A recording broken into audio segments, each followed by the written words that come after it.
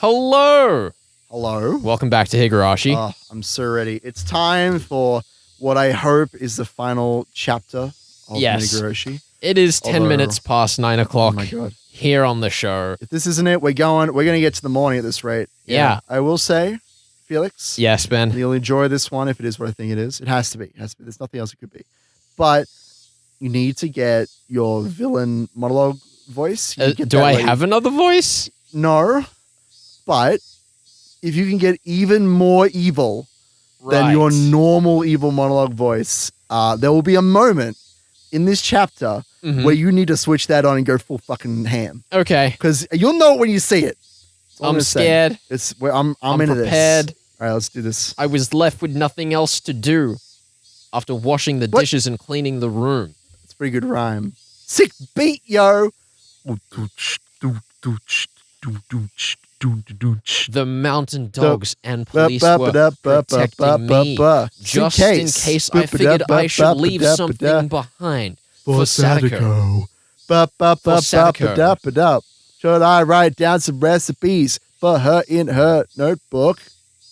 Will she be happy if I leave a will for her? Wow, I was really hoping you'd drag that out for just a bit longer, but hey. Will she be happy there we go. if I leave a will for her? Yo, you know she would. I left of my own foolishness. No one will be happy to read a will. If I die, they'll be devastated and wonder why I didn't talk to them. I'm done. I'm done with you. That's exactly how I felt when Sadako didn't ask for any help when her uncle was abusing her, which happened earlier in this chapter. I wonder, will I be killed before Sadako even comes home? My memories of these days are never very clear. The day I die is always vague in my recollections. It's fine if I'm murdered before Sadako gets home. But if I'm murdered after, then would they kill her along with me? Yes. I don't want that to happen. It's bad enough already that I end up killed. If Sadako's murdered along with me each time, that would be too much bear. Too bear, even. That would be too much bear. Too many bears. I'm gonna be leaving in more mistakes than usual in these because like normally I edit them out, but it's part of the ethos. I have now enough presence. I have enough presence of mind to like read the lines properly, but not enough to correct the translator's mistakes. Shame on them. It's Shame on fault. all of us. Just how much have I ignored other people's sadness with that rash idea that the world ends with you when I die? I mean, is she wrong? Kind of does end. It does end. Does end. Thinking about that made me feel truly ashamed of myself. I turned on the TV to try and reduce the silence, but it didn't help at all. Worse, not only did the TV not help with my fears, it felt like it symbolized Hanyu and my allies, making me feel even more unpleasant. Here's a thought. Do you think, Felix, that Rika, when she starts a new time loop, creates the world that she's going to live in, or do you think that it already existed? Because we see Rika like die, but even after she dies, the world does continue on after she's left it and like descends into sadness. Do you think that if she ever like finds a world she can be happy in, that's where it stops, or do you think there's like infinite of these worlds?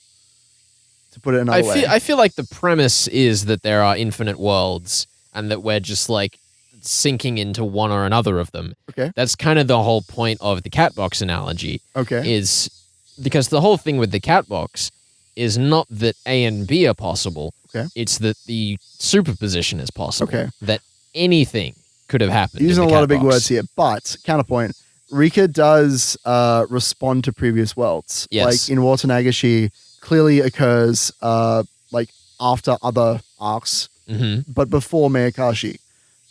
Those arcs seem to be in sequential there. So you think that they're just in a jumbled order of some sort? You don't think that there's like a sequential like number of like worlds that she's going through, or? I think the implication is that she is remembering them in an order because, like, you know, you could say that like as a human she is a linear being. Okay. But I don't think that is significant to the pretense of the construction of this like meta world. Sure. I think it's an interesting idea if we take the concept that because these worlds do continue on after she leaves them, and she enters a new one. If we take the idea that like she produces these extra worlds as she's like shunted from one to the next, that maybe there's something selfish about her continuing to create worlds with Hanyu after the first horrible tragedy. That's what I was going to say is that Hanyu mentions that it's like her power that allows her to go forwards or back in time and kind of set the position there. So perhaps there's some implication that like each of these worlds is created from the state that Rika perceives it to be. Sure. But if we're going if we're going balls deep in the quantum analogy with we're not going to go that Schrodinger's deep. cat. It's all right. Not too late. We're going down this rabbit hole. Go nuts. If we go balls deep with that, the situation of the quantum superposition is resolved when you observe it. Sure. So it could be that Rika's observation determines like the position of it determines the position of the quantum state that is like the world. Yeah. Also, go ahead. Something to consider here is that we've said time and time again that Hanyu is representative of Rika's despair, and that it seems like time after time after time, Rika has been getting less and less time. Also, that Hanyu is tied into the time reset powers. It's Hanyu's power that allows Rika to come in, and because we've been doing this so many times, Hanyu is only able to bring us back closer and closer to the time of Rika's death. Yes. I would say, I'm not even asking you a question, I'm just taking control here. I would say that in this analogy where Rika is creating the worlds, that the amount of time that she has when she comes back in a different world is directly is caused by the amount of despair or hope. Well, yeah, that's what I was has. saying. That was what I was saying earlier today when we were talking about how Hanyu had just kind of like neglected the whole thing of her limit of bringing them back a certain amount of time for a discussion until she was like, oh, wait, but I can only bring us back that far. Yeah. And that was when the conversation got to that point of despair. Yeah, for sure. That's exactly right. I think that's exactly right. It's interesting because it's one of those things where like Hanyu's superfluous in certain ways, but it is something that I see discussed in the fandom quite often on Hinami Zara in particular. There's a Discord server, the one you should go check it out. Link in the description. Link in the description. Where people say, how does that even work? It doesn't make sense. Why is it she arbitrarily lose time every time the time loops? And like, if we take it that Hanyu represents Rika's despair and hopelessness, then it makes perfect sense. Yeah. So yeah. Anyway, anything you'd like to add to that, or shall we continue? No. Good. Awesome. Let's go. It was past lunchtime, nearly 3 p.m. School should be out soon. I'm not there today, so they probably won't do a club activity. Tragic. Sadako should be home shortly. What if we just smash cut to them doing like zombie tag? I know. It seems I'm going to survive until she gets home after all. If she comes home and asks me what's troubling me, I might end up telling her the truth. If I talk to someone, the person will be demoned away by the mountain dogs. That's why I've never spoken to anyone about it. I don't want my friends to get into danger, but if Sadako was also murdered likewise in every world because she was involved with me, then we're doomed to share the same fate. It's better to know the truth than be killed. It's better to know the truth than to be killed without knowing what's going on. But I'm under very strict security right now. I might be able to survive in this world. If that's the case, I shouldn't talk to Sadako about it. How are you going to explain the police that are literally in the house? Anyway. She said she was planning on telling Sadako the truth. I get, but what if she does? But that's the thing. Her debate is like, but should I tell her the truth? And the cop is like standing behind her, like, could I use the restroom, please? Well, then they just tell the same story the cop got told. Fair enough. Not that hard. It won't be so easy to talk to my friends after all. But what did you learn from Act 6, Rika? Nothing. You should always talk to your friends. Do it. Moments later, I heard a surprised yell at Sadako coming from downstairs. She had returned, chariot and all. It sounded like she was scared to see a stranger in our home. I'd have to tell her the police were here. That would be tantamount to telling her that someone is out to kill me. I don't know how to explain it to her or how much I should tell her. However, my thoughts were soon interrupted by the noise of a crowd. Sadako hadn't come alone. I'm shocked. I'm home. Hey, Rika, what's up with that officer downstairs? Nothing. Why is that guy guarding your house? What the heck did you do? I murdered someone. Me-chan, that's not the right question. Oh, what happened to you, Rika-chan? There were some strangers on the shrine grounds, too. Are they also police officers? This isn't normal, you know. We don't know what's troubling you, but we're all here to cheer you up. Looks like something bad is going on.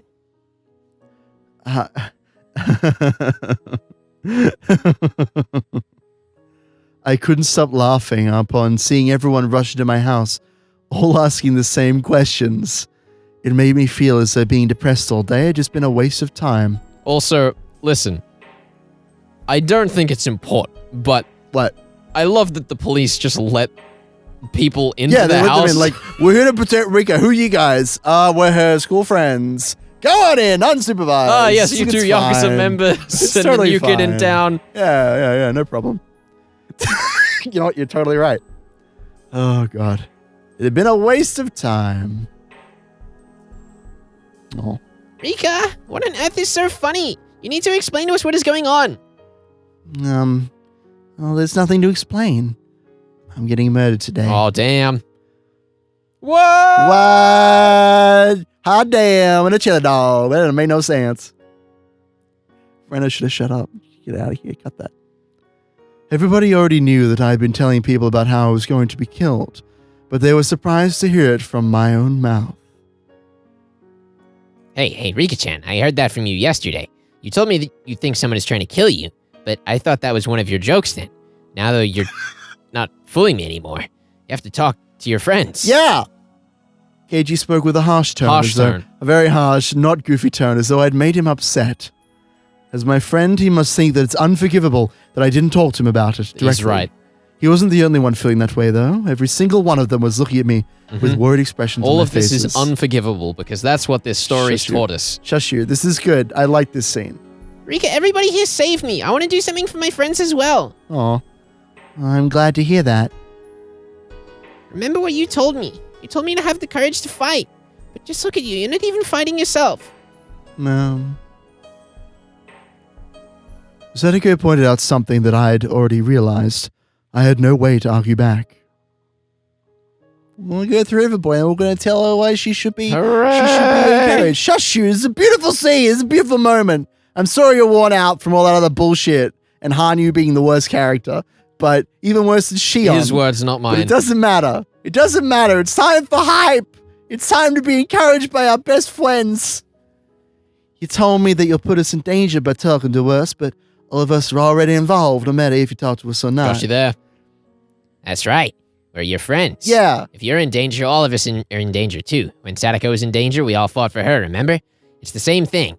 We fucking took it to the consultation center. If your life is in danger, then I think it's time for the Sonozaki family to step in. We're way more reliable than the police. Isn't that right, sis? I mean, it's true. That's right. You have to talk to us. What kind of trouble are you in? Who the hell is threatening to kill you? Your mother. Based on how you're acting, I assume you don't even know who it is. If you did know, it wouldn't be as big of a problem. Meep. Oh, you're all so smart. You know everything, even though I haven't even talked to you yet.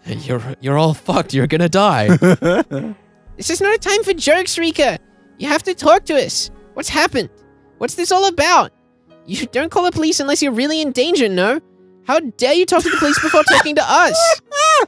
Not like, good job being responsible and talking to the police, but like, talk to us first, damn it. I love them. Is the cause something you're uncomfortable talking to us about? Rika would never have any issue that would be uncomfortable to talk about. I mean, She's an innocent young girl all right, with no problems. I agree. Calm down, Sadako. Rika-chan is the leader of the Furude family. She's worshipped as the reincarnation of Oyashiro-sama in this village. She might have been in trouble for a long time, even though we didn't know about it. Maybe she just didn't want to talk to us about such trouble because we're all trying to have fun. Maybe she just didn't want to talk to us about having such trouble because we're all trying to have a fun life here in this village. That's probably what it was, right? And she has a drinking problem. So it has something to do with Rika-chama in the village. Must involve those crazy old people who worship Oyashiro-sama. The wild theories come out. So it must have something to do with the curse of Oyashiro-sama. I know. I bet it's related to what happened to Tomataki-san and Flash. Takano-san. Damn it. He's dead. Stop. No, stop it. God damn it. Well, how would Tomateki Flash-chan's murder cause Rika-chan's life to be in danger? It's too big a leap. It's crazy just to think that someone is trying to kill her anyway. Rika-chan is bound by more obligations than we know, and she probably couldn't talk about them. I'm right, aren't I? Oh, It's not a very fun topic, which is why you couldn't tell your friends, right? meep. God, I can feel myself drifting. Like it's been It's very just late. about 10 hours. We're doing it. Look, In fact, we're no, finishing it is this. exactly 10 hours. It just Oh my ticked over. god, really? Oh, Jesus Christ. We're doing it, okay? We're Let's finishing go. this if it kills us. I cannot believe this. Is it really true, Rika? Is it really true that you're involved in Tomotaki-san's Flash. murder case? If I can remember to say Flash, you can voice act Sadako. I remained silent, but with my mouth open. I hadn't answered any of their questions, but they continued to ask and had eventually hit the nail on the head. It was more surprising than anything, but then again, these are, after all, my beloved clubmates. I laughed once more. My issues and my secrets are so devastating to me, but they stopped sounding like such a big deal when everyone talked about them together. They knew exactly what was going on without me saying a word. In that moment, I realized just how powerless I am. I had to tip my proverbial hat to them. Everything seemed so foolish now, and so I decided to just tell them everything. Please just don't actually tell them. I can't wait for this. If you want me to talk, I will, but I'm sure you won't believe me. We will. As long as you tell us the truth, we'll never doubt it. And then I explained everything. Please. Everyone's expressions turned grave as they vowed not to make light of anything I told them. And so I'm going to tell them everything. I want to see if they really will believe me or not. Fade. Fade out. Fade. Fade it. Do it, Rikshi.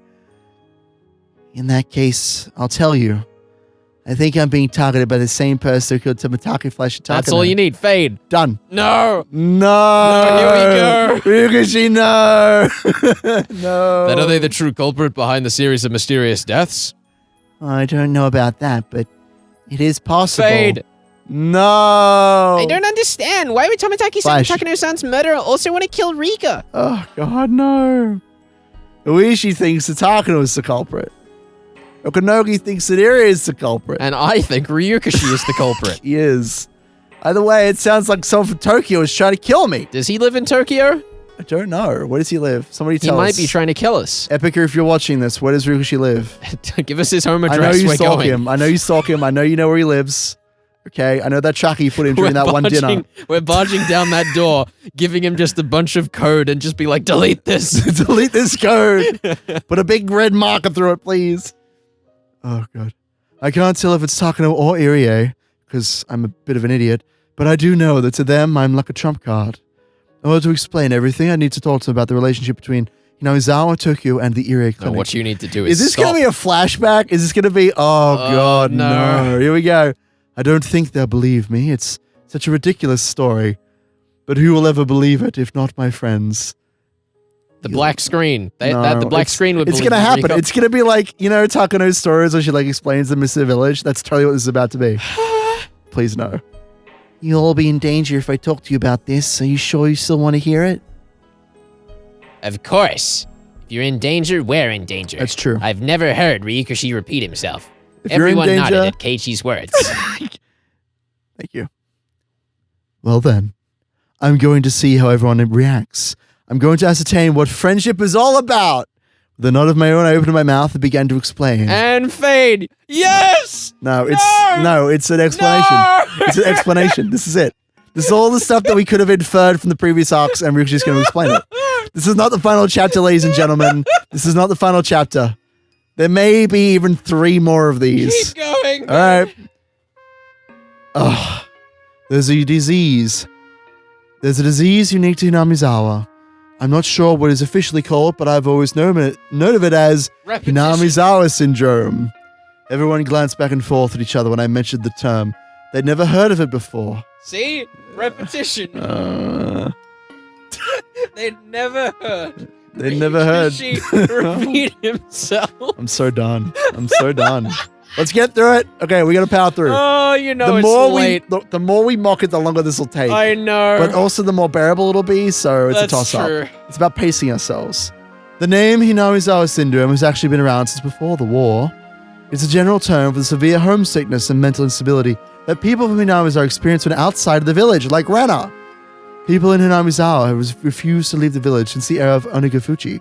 The villagers believed that they'd be cursed by Oshiro-sama if they left, and people who did often came back because of that curse.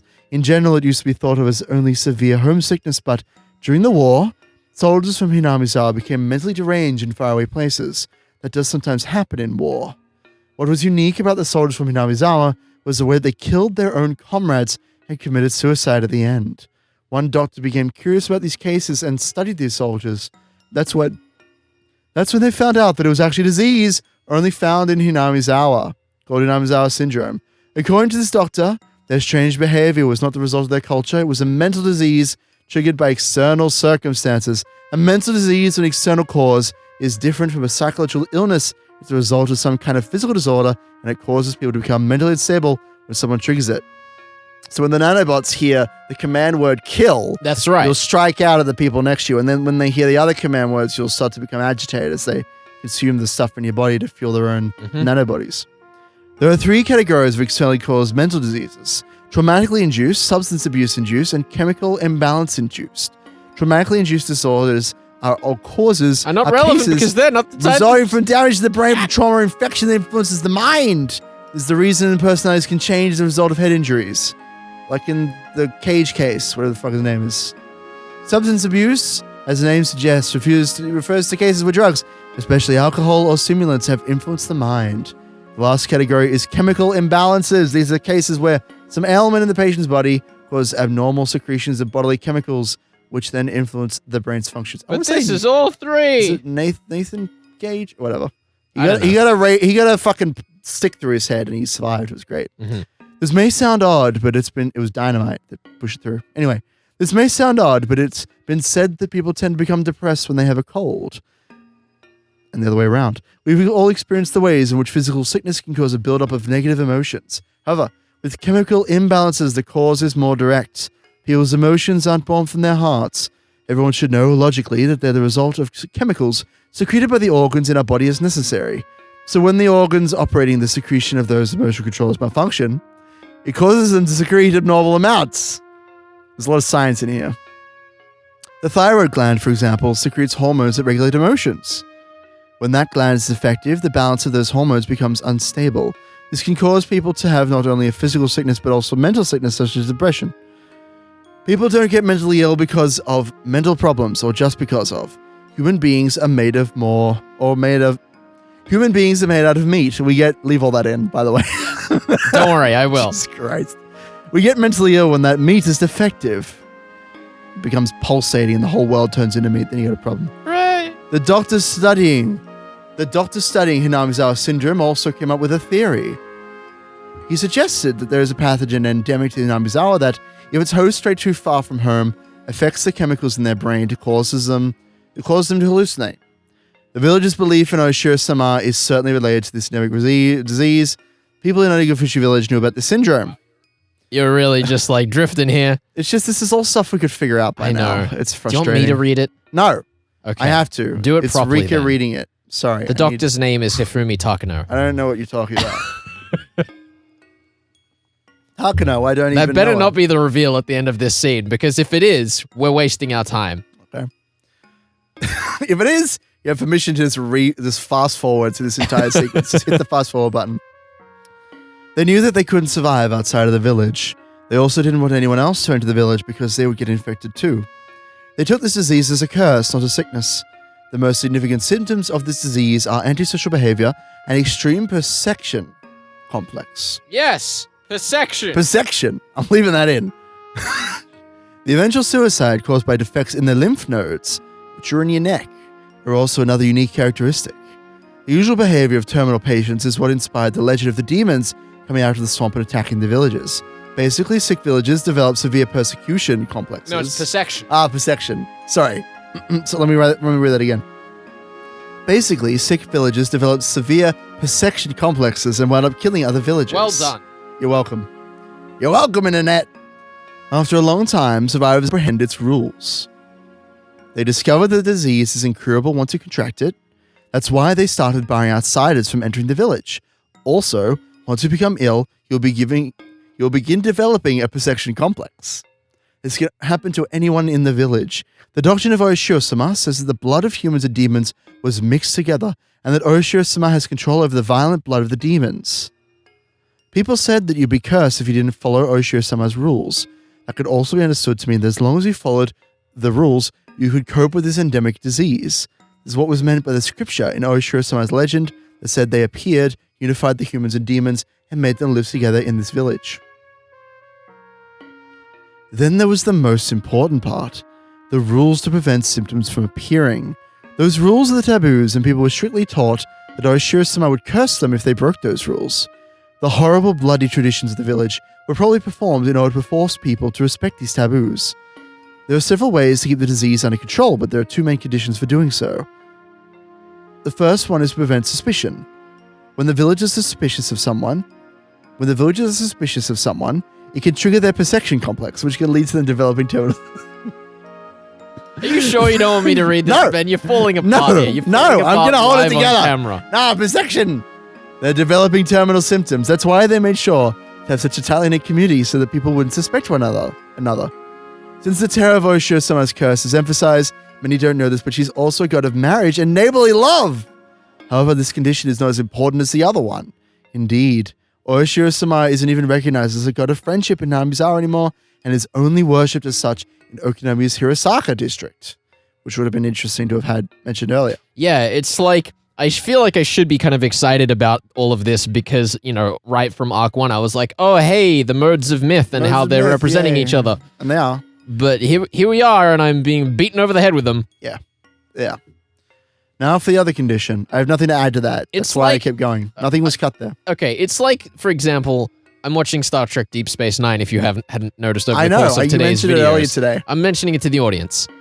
But they have this thing that they introduced in Deep Space Nine called the Ferengi Rules of Acquisition, I'm familiar. which are just a bunch of bullshit rules about how to do business. Commerce, yeah. And if they had just listed all 200 and something of them in one fucking episode, it would have sucked. Yep. But instead, they drip-fed them over the course of the season, and They it literally- became like part of the ethos and mythos of the show. It's clever. It also means, from Riot's perspective, that you don't actually have to come up with the 200 rules in one go.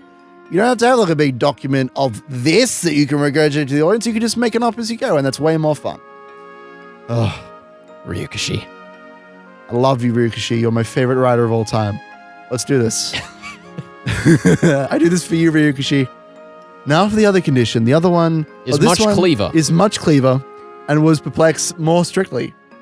If villagers leave Hinamizawa, they will fall ill quickly, proportional to the distance from the village, which is very convenient for plot purposes. Yes, for plot purposes. Villagers nowadays will not get sick as rapidly even if they leave town or even go out of the country for a long time. However, long ago, they would fall ill as soon as they left the village. Except in certain French cases, like with Rena. It's very unfortunate that Keiichi got infected so soon after he moved to the village. It was also very unfortunate that he got sick just because he left the village for a few days to go to his relative's funeral in that one world. That's why Hanyu felt so bad for him that time and kept on apologizing over and over. I've not heard of that explanation, that the reason why his symptoms escalated is because he left for a few days. I thought that happened in every timeline. Well, isn't that the setup for Arc 1 is that he's coming back Yeah. on the train? It's the very beginning of the Yeah. arc. But yeah, in my mind, I hadn't actually connected those dots that like, oh, it's because he went to the funeral that things escalated. But I guess it makes sense.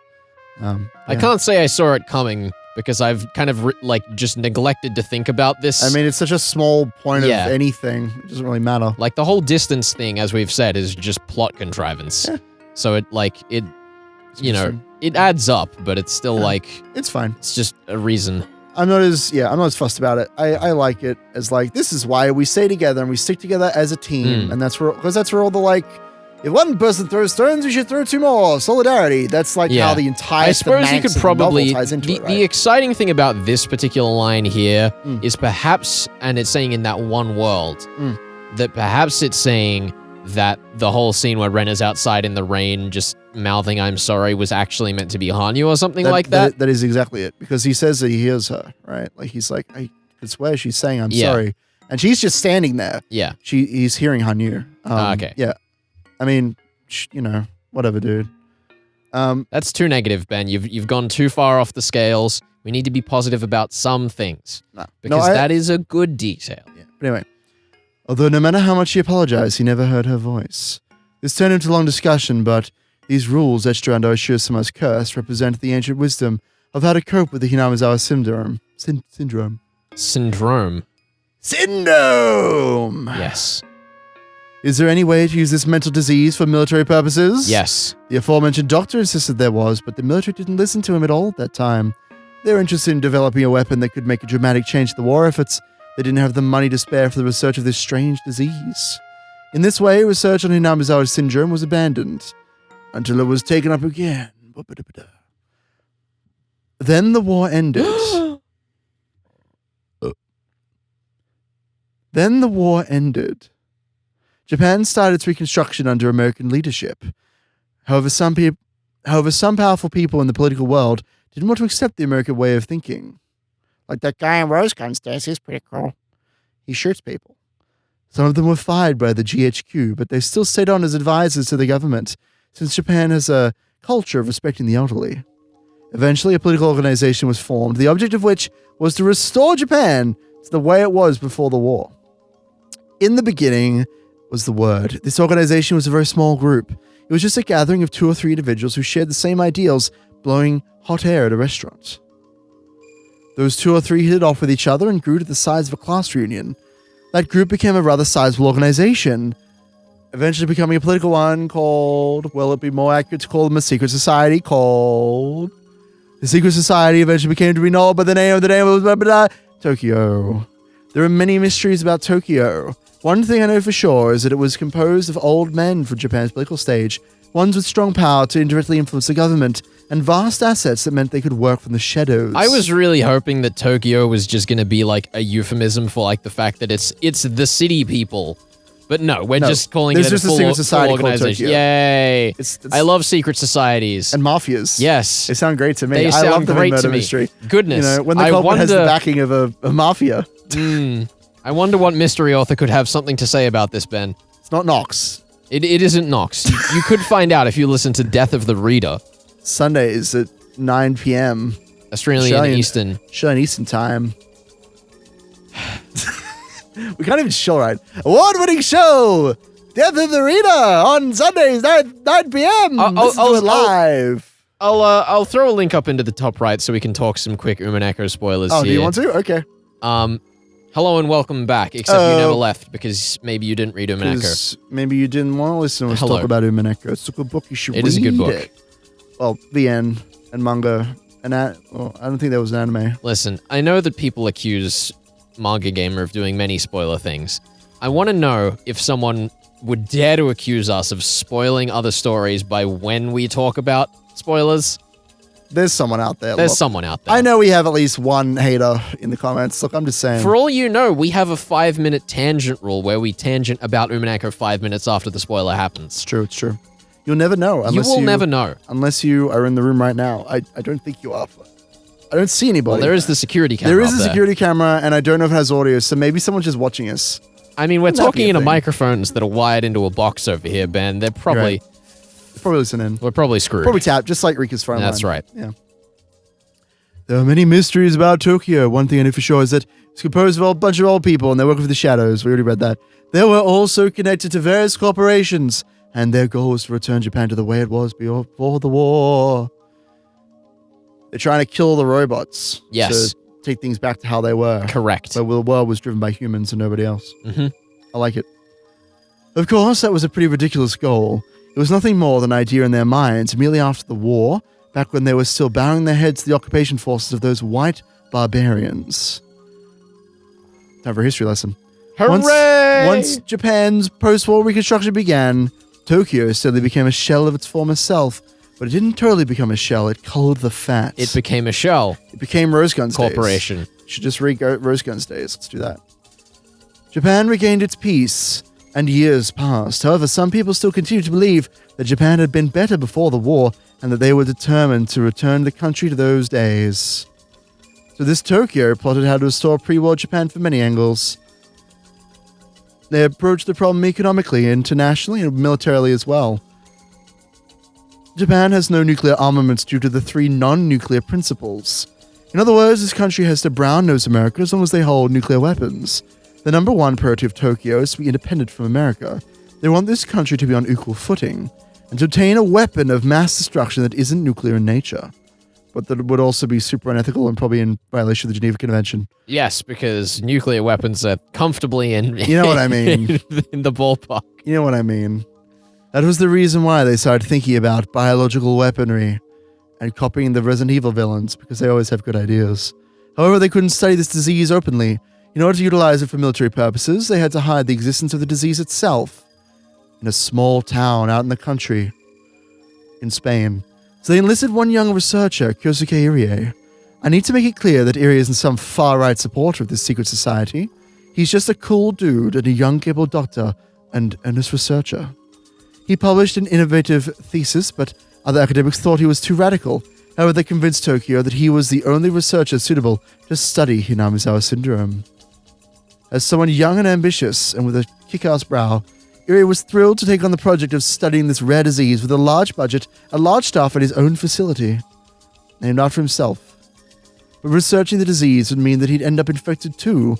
No one would want to take on such dangerous research. No, he really was too young. With his other option being wearing down his youth working hard at the night shift for a local practice, he wanted to answer the expectations of the sponsor who carefully selected him. In the end, Irie was able to uncover that, as hypothesized, the Hinamizawa syndrome was a unique infectious disease, and he developed both a treatment and a vaccine. Yay! Irie was extremely talented. The Irie Institute was formed to study the disease. Irie was nominally the head of the organization, but Tokyo still sent out a supervisor. Didn't we already talk about this? Yes! When we had Takano and Irie and Tomitaki in the same room? God damn it. But Tokyo sent out a supervisor because when all was said and done, he was just a researcher. And Takano's there. That supervisor was Mio Takano in the nurse outfit. Takano's job at the institute was to act as a go-between for Tokyo and Irie, manage the research progress and preserve its secrecy. The latter was the most important part of her job. She had to do her best to prevent people from finding out that Irie was researching the disease or even that the disease exists at all. The mountain dogs were formed for that purpose. They were under Takano's command, and their job is to prevent the institute's secrets from being discovered. The Mountain Dogs are one special forces unit specializing in unconventional warfare and owned by Tokyo. Its vast influence on the SDF. Tokyo had set their eyes on the likelihood that a small elite squad of 20 covert operatives, if not more, would be a trump card in the anti-nuke era. So they vigorously investigated those options. This was a worldwide trend since the Cold War everyone avoided sending troops directly to their enemy's doorstep. Japan was also trying to be part of that world. As a result, by 1983, even the police had been forming secret special forces units. Prefectural Police Squad 2, the ones who intervened when Rena laid siege to a school, changed their name to Zero Company and grew into an anti-terrorism squad that handled hijackings around the Kansai airport area. The National Police Agency Squad 6 was formed as a counter-terrorism squad for Narita Airport too, and they later changed their name to 7th Company as well.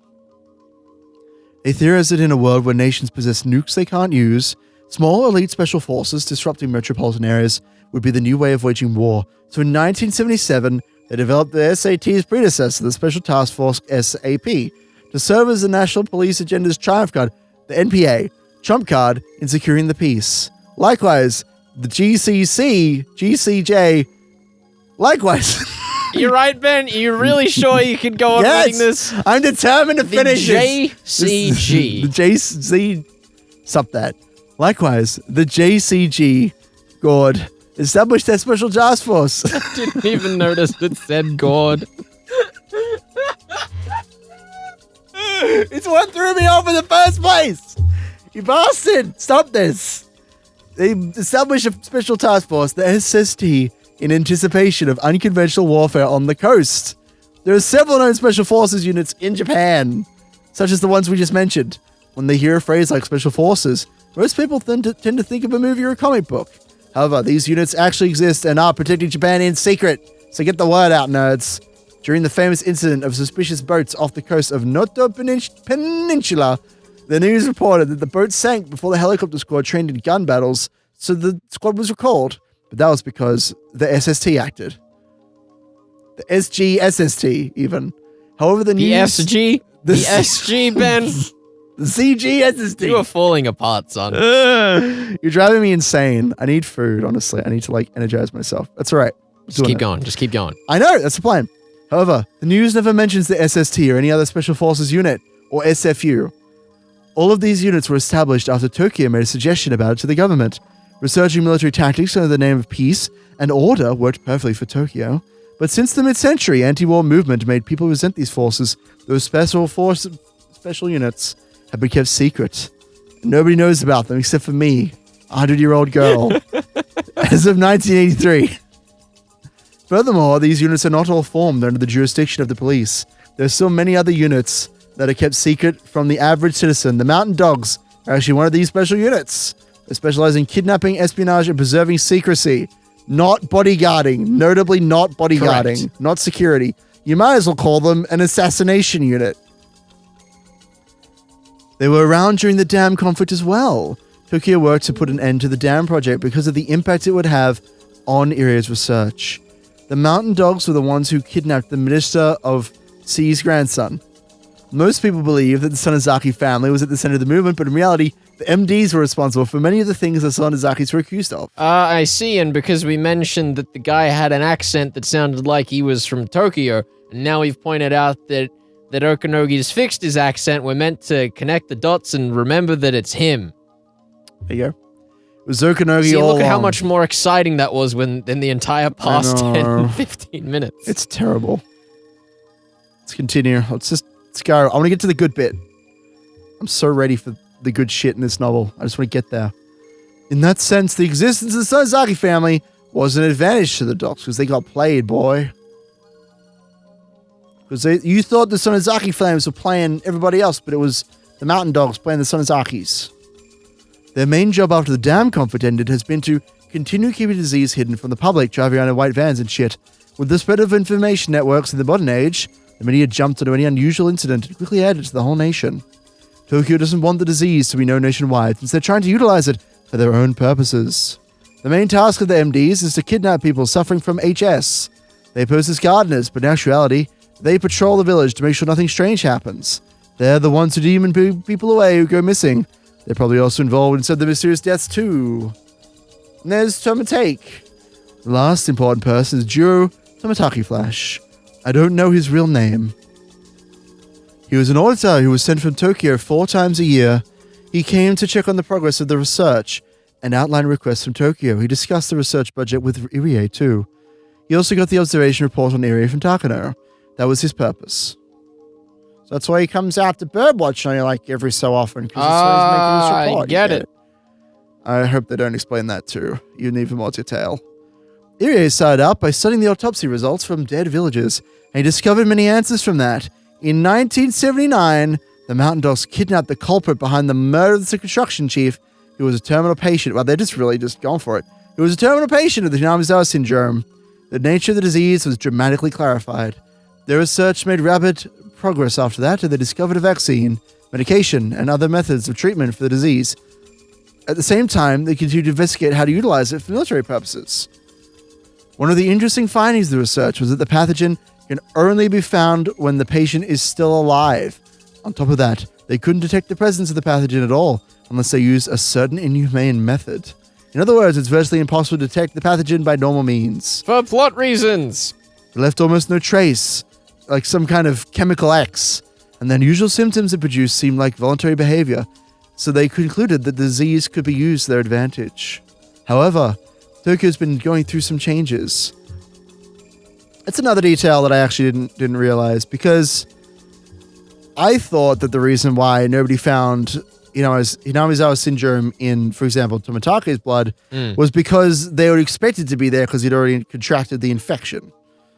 But hey, maybe I was wrong on that point. Wow, it sure would be great if they chose an option that made sense rather than plot reasons. Yeah. It is funny that like a lot of the things that I was like, that is a clever thing, and I figured that out and I feel good about it. This is explaining like, no, actually, the disease just disappears when you die. Yep. Like it's an undetectable poison effectively. That's right. Oof. It is Device X. Yeah. That's not good. I have bad feelings about that. What? I'm supposed to be the So positive wait, is guy. this why you were defending it back in Arc 6 when I was just ragging on it the whole time? Pretty much.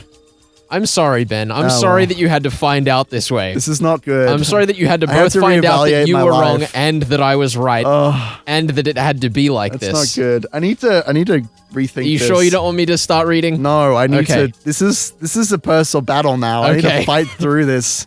My expectations are being shed. I really liked the anime where they didn't explain all this word for word. It's been almost 50 years since the war ended.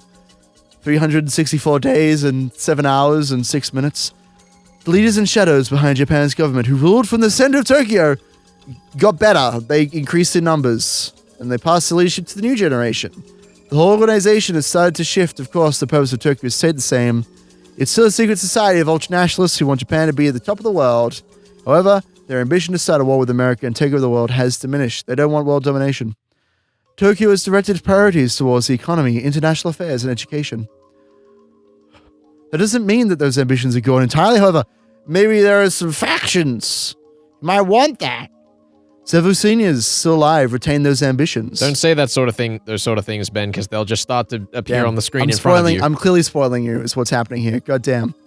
Tokyo continues to finance military research. But for present-day Tokyo, Irie's research is actually something of an embarrassment. The new Tokyo is no longer interested in his project, but they announced that they're going to cut their budget as soon as those seniors pass away. However, Irie objected to that plan. He strongly appealed for the continuation of his research.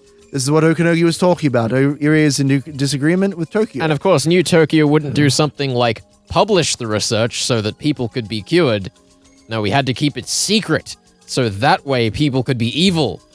People are evil. People are bad. Irie's research has been making great progress. They've discovered various treatment and testing methods, and he's even started to develop a treatment plan for the whole village. That sounds really cool. If they cut his funding, Irie's research would end without any results. Tokyo had a discussion with Irie through Tomitaki Flash, and they decided to shut down his research partially, but not fully. Here's the thing. If I forget to say Flash, that's when you step in. Yes, That's when you know I've finally gone around the bend. If I don't say Flash, that's when you get me. I'm glad that we set this up in like the first episode so that finally we'd have a check for your sanity. My sanity is gone when I can no longer say Flash when I need to. Mm-hmm. However, they told him to immediately stop researching military applications of the disease and destroy all the research data related to that, but clearly they didn't. This is H173, this. Hurrah! He had little interest in weaponizing the disease anyway, so Irie accepted those terms right away. Tokyo probably believed that it was better to let him find a cure than to terminate the project entirely. Or, just request public funding because the government would have that sort of thing. But they want to keep the disease secret. Why? Because it would cause hysteria, maybe. Why? I don't know. It's weird. I don't know. We're going to find out together. At this point, Irie considers himself one of the villagers. Perhaps exterminating the disease in front of the villagers without their knowledge is his way of atoning for the use in the village to advance his research and reputation. Both Tokyo and Irie agreed to fully terminate his research as soon as he discovered a way to completely eradicate the syndrome. Irie made a plan. It's 10 p.m., guys. Irie made a plan for the next 3 years, and he promised them that he would find a resolution by 1986 at the latest. The meeting that they had this June was to discuss the plan and budget for the next 3 years. I don't remember what they decided, but I remember that happening. Which brings us back to the beginning. Time to repeat this again. No. One theory goes that Irie doesn't like Tokyo, and so he's going to kill Rika. And the other one is Takano's trying to kill Rika, and so she's framing Irie. But what is the truth? Oh my god, no. Well, you know what? This is plot relevant. Finally, we can learn. This is the thing. No, just go. The fact that just go. brought up Rika. Rika's name is being used. This is just Ryukashi. This is Ryukashi talking. Just go. This is just Ryukashi. Go, why is Rika Furude a trump card? It's too late. Tell us, why is Rika... Why is she a trump card? Just go. Click already. She's a trump card because the answer to that lies in the ancient traditions of Hinamizawa. Supposedly members of Furude family had the blood of Oshiro-sama in their veins. I explained earlier that Oshiro-sama is made up as a method... It's not true. The demons to survive, a being must be present. That being is a success to the Furude family line. Here we go. MacGuffins. I hope you're ready for this. we gotta read it. She's the queen of the village. Rika is adored because she's a queen carrier. So basically, she emits pheromones. I'm just gonna summarize this. She emits pheromones that makes the village love her. That's why she's able to manipulate all the old people. Oh wow, that's cool. What a plausible device. Yeah, I mean, it makes sense. Oops. Oh no, you skipped that page. Just quickly check. There's nothing important there. Just that her mother was also that. Cool. You should not lose the queen. Mm-hmm. She's pretty cool. The queen can only live in town. So that's why she can never leave. Right, but of course, because the village ends, Rika can never leave. Mm-hmm. And that's why she's looping time, because the disease makes her loop time, because if the village all dies, then she's left the village in quotations. I don't think that's accurate. Nope, that's how it works, Ben. But she doesn't we leave aren't the reading it, village to so get away from we'd them. never know, Ben. Literally the worst. We'd never know. Literally the worst. No, this is the worst, Ben. This has nothing to do with me. She's the queen! And the doctor figured out that she's a queen. A doctor was also knowledgeable about the culture, and he wanted to learn shit. And so he wanted to learn about Frude. And then maybe they could use their pheromones to control the village, like what I just said. Right, mind control. The truth is still unknown, but there's fantastical supernatural things going on. Perfect for serving in priesthood. That's what the pheromones do. It's true. That's why she's the only one who could make them worship her or whatever. Now, what would happen if the queen died or disappeared from the village during the war? The doctor prophesied that if the queen were to die, that everyone would show terminal symptoms and the whole village would be wiped out. He advocated for strict preservation of the queen's host. There we go. That's the important part. That's the line that you need to know out of this entire monologue. This entire explanation. Takano's dad said that killing Rika would kill the village. Mm-hmm. So now Takano is going to kill the village and kill Rika so that her dad's research can be right either way. That's a good theory. I don't know if it's true or not. Fuck this. This is a mess. This is a garbage fire. This is less cohesive than the plots of the modern Star Trek series. No comment. I can't confirm or deny if that's the case. It is important because there are answers in her blood, but she's also the queen. If she dies, terrible tragedies will occur. And they'll be turned into demons. There's 2,000 demons. 2,000 demons. And they wouldn't even know what was happening. That's right. They'll be each overcome with a violent persecution complex. That's and start right. killing each other out of fear. Tragic. This is why the mountain dog is protecting the queen. Her death spells the end of the whole village. Oh no. That's why Rika Frude is a trump card for those who know that she's the center of the whole epidemic. So there you go. This is the story of Hinamizawa. It was too long. Our tale begins in June. That's right, we move back into dramatic mode. June 1983. Tokyo's liaison, Tomitake Flash, was found dead of the disease, even though he was vaccinated against it. On the same night, Takano was also kidnapped and murdered. Though I don't know for sure if she's really dead or not, Rika Frude is also going to be murdered soon enough. While I've suspected Iri and Takano, this was my first time doubting Tokyo. I always thought that they were on my side. They had to be. My death would lead to nothing but disaster. At the same time, there might be people within Tokyo who could use my death as a trump card. I never considered that there were opposing factions within Tokyo. I guess I was naive enough to not realize that Tokyo had internal problems due to the generation gap. Anyway, I wouldn't be feeling this way if I didn't suspect that Takano might still be alive and not kidnapped and murdered. I feel like I'm starting to see the greater picture. It's possible that Takano is the victim and Iri is the bad guy. Mountain dogs might be on my side, or they might be assassins who are trying to kill me. I was too scared to choose a wine that might be at risk of having something poisonous mixed in which case I could rest assured with a fresh, unopened bottle, even if it was a little bad. Because that's how poison works. We can't put poison in before sealing a lid. No. It's never been corked. It's never been opened in this hypothetical situation. That's right. After telling all that bullshit to my friends, they disbelieved me and pushed me off a cliff to see what would happen. I finally realized that I can only trust them and the police. I'm really dumb. Yep. I thought I was thinking so hard, but I never actually understood anything. After all this time, I made things clear just by talking about them with my friends. It's a joke because things wouldn't have been clear if Ryukishi hadn't laid them out before It's us. true. If he hadn't literally explained the plot in an internal monologue that is also her talking to her love friends. I never thought it would make such a big difference. This is how I felt in Arc 6, Ben. It's not great. It doesn't feel good. I'm glad. Look, I'm looking forward to the actual episode coming out. Because look, maybe we'll have turned around. Maybe we'll look back on this and be like, well, maybe it was okay. It's not happening. Maybe it was okay. Where's Jonathan Frakes? Get him on screen. No! It's fiction. It's false. We made this one up. It's a total fabrication. Oh, I'm done. Meep, and that's the end of my stupid story. As I thought, everyone was staring at me with their mouths open in shock. I think they were yawning. I think they might be asleep. Could you imagine that? Just come back and everyone just like lying in bed. It's nighttime. The like poison gas rolls in the door. Like that's just the end. Like you spent too long talking. Even Oishi wouldn't believe a story like this. Hey Ben, if this goes late enough, do you just want to do the night shift on 2SER? Oh my god. I have work. I have work tomorrow. I can't. I need to get some sleep, Felix. I need to get some sleep. It is now 10:08. 10:08. It hasn't been that long since the last time I looked, so I shouldn't look because it just makes it seem like it's longer. But I mean, I have work. Just go on. Just carry on. Stop wasting time. I already said this line. He wouldn't believe this stupid story.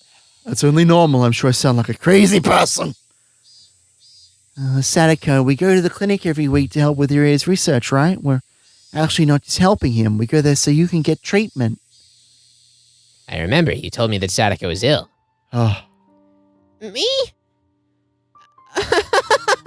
As you said, it's not only me, but the whole village that is infected with this disease. Why would I have to take this shot every day and not everyone else? I thought it was just a new type of vitamin that the coach is developing. You thought that the coach was doping his baseball team, Sadako? clearly. Makes sense to me. At one point, you were a terminal patient, Sadako. That's why you need 2 shots every day to keep your symptoms under control. Irie is very passionate about saving you, but he still can't find a better treatment than that. Don't think he's not still working hard to find a cure, though. Don't you joke around. I thought we were getting financial support by aiding his research. I don't want to get those shots every day for the rest of my life. Sadako looked upset that she had been completely ignorant of all this. She also didn't want to accept the reality of having to manage her condition. Her fake laughter sadly echoed in everyone's ears. Keiichi opened his mouth to speak. So, if she misses a shot, she'll react like she did the other day. There was a day where she forgot to take her shot. She convinced herself that the principal was her uncle. Her fear escalated and she thought her uncle came inside the school to take her back home. Once she feels this way, there's no turning back for her. Yeah, she will. That's why I tell her to be sure to take her shot every day. I don't believe you. What do you mean I'm a terminal patient? Why me exactly? I refuse to believe it. When did I even become so sick? Sadako's face contorted as tears began to flow from her eyes. I shouldn't have said this. Sadako is starting to remember something she's not supposed to. I'm sorry, Sadako. You don't have to remember. It was just an accident. It wasn't your fault. No, this is a lie. You're just lying to us. The others probably had no idea what Sadako was talking about. And we don't either. Oh, you could take a pretty big guess. I have You know, in the recap of Arc 3, and you can go watch that instead.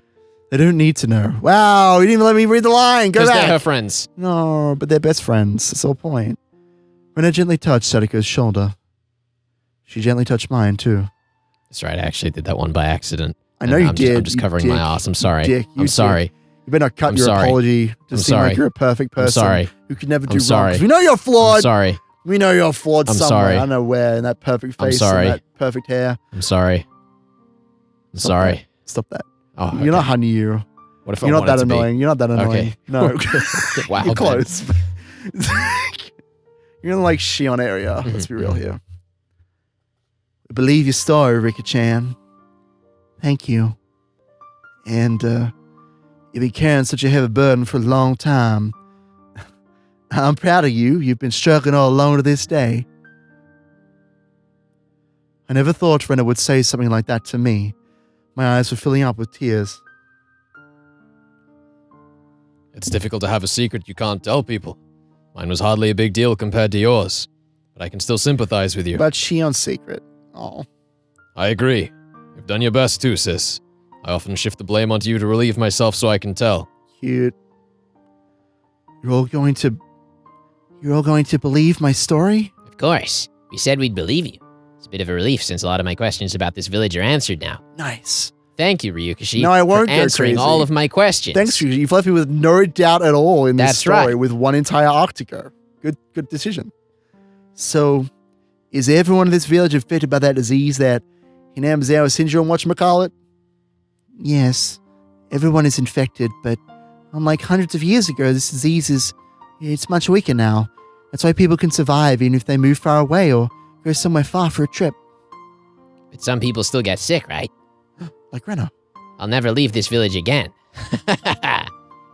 Even if you do get sick, you can still control the illness yourself. It's very simple yet very difficult. Ah, my favorite kind of problem. If you think you might be suspicious of someone, don't be. Continue to trust in them. When you become too suspicious of someone, that suspicion will degenerate into a perception complex, and it will be too late. So long as everyone stays friendly and united, we will never have to worry about this disease. So I should trust Takano, obviously. When you're anxious, Ben, just don't be. This Good disease- advice. This disease starts with anxiety. Modern people don't believe in curses the way people long ago did.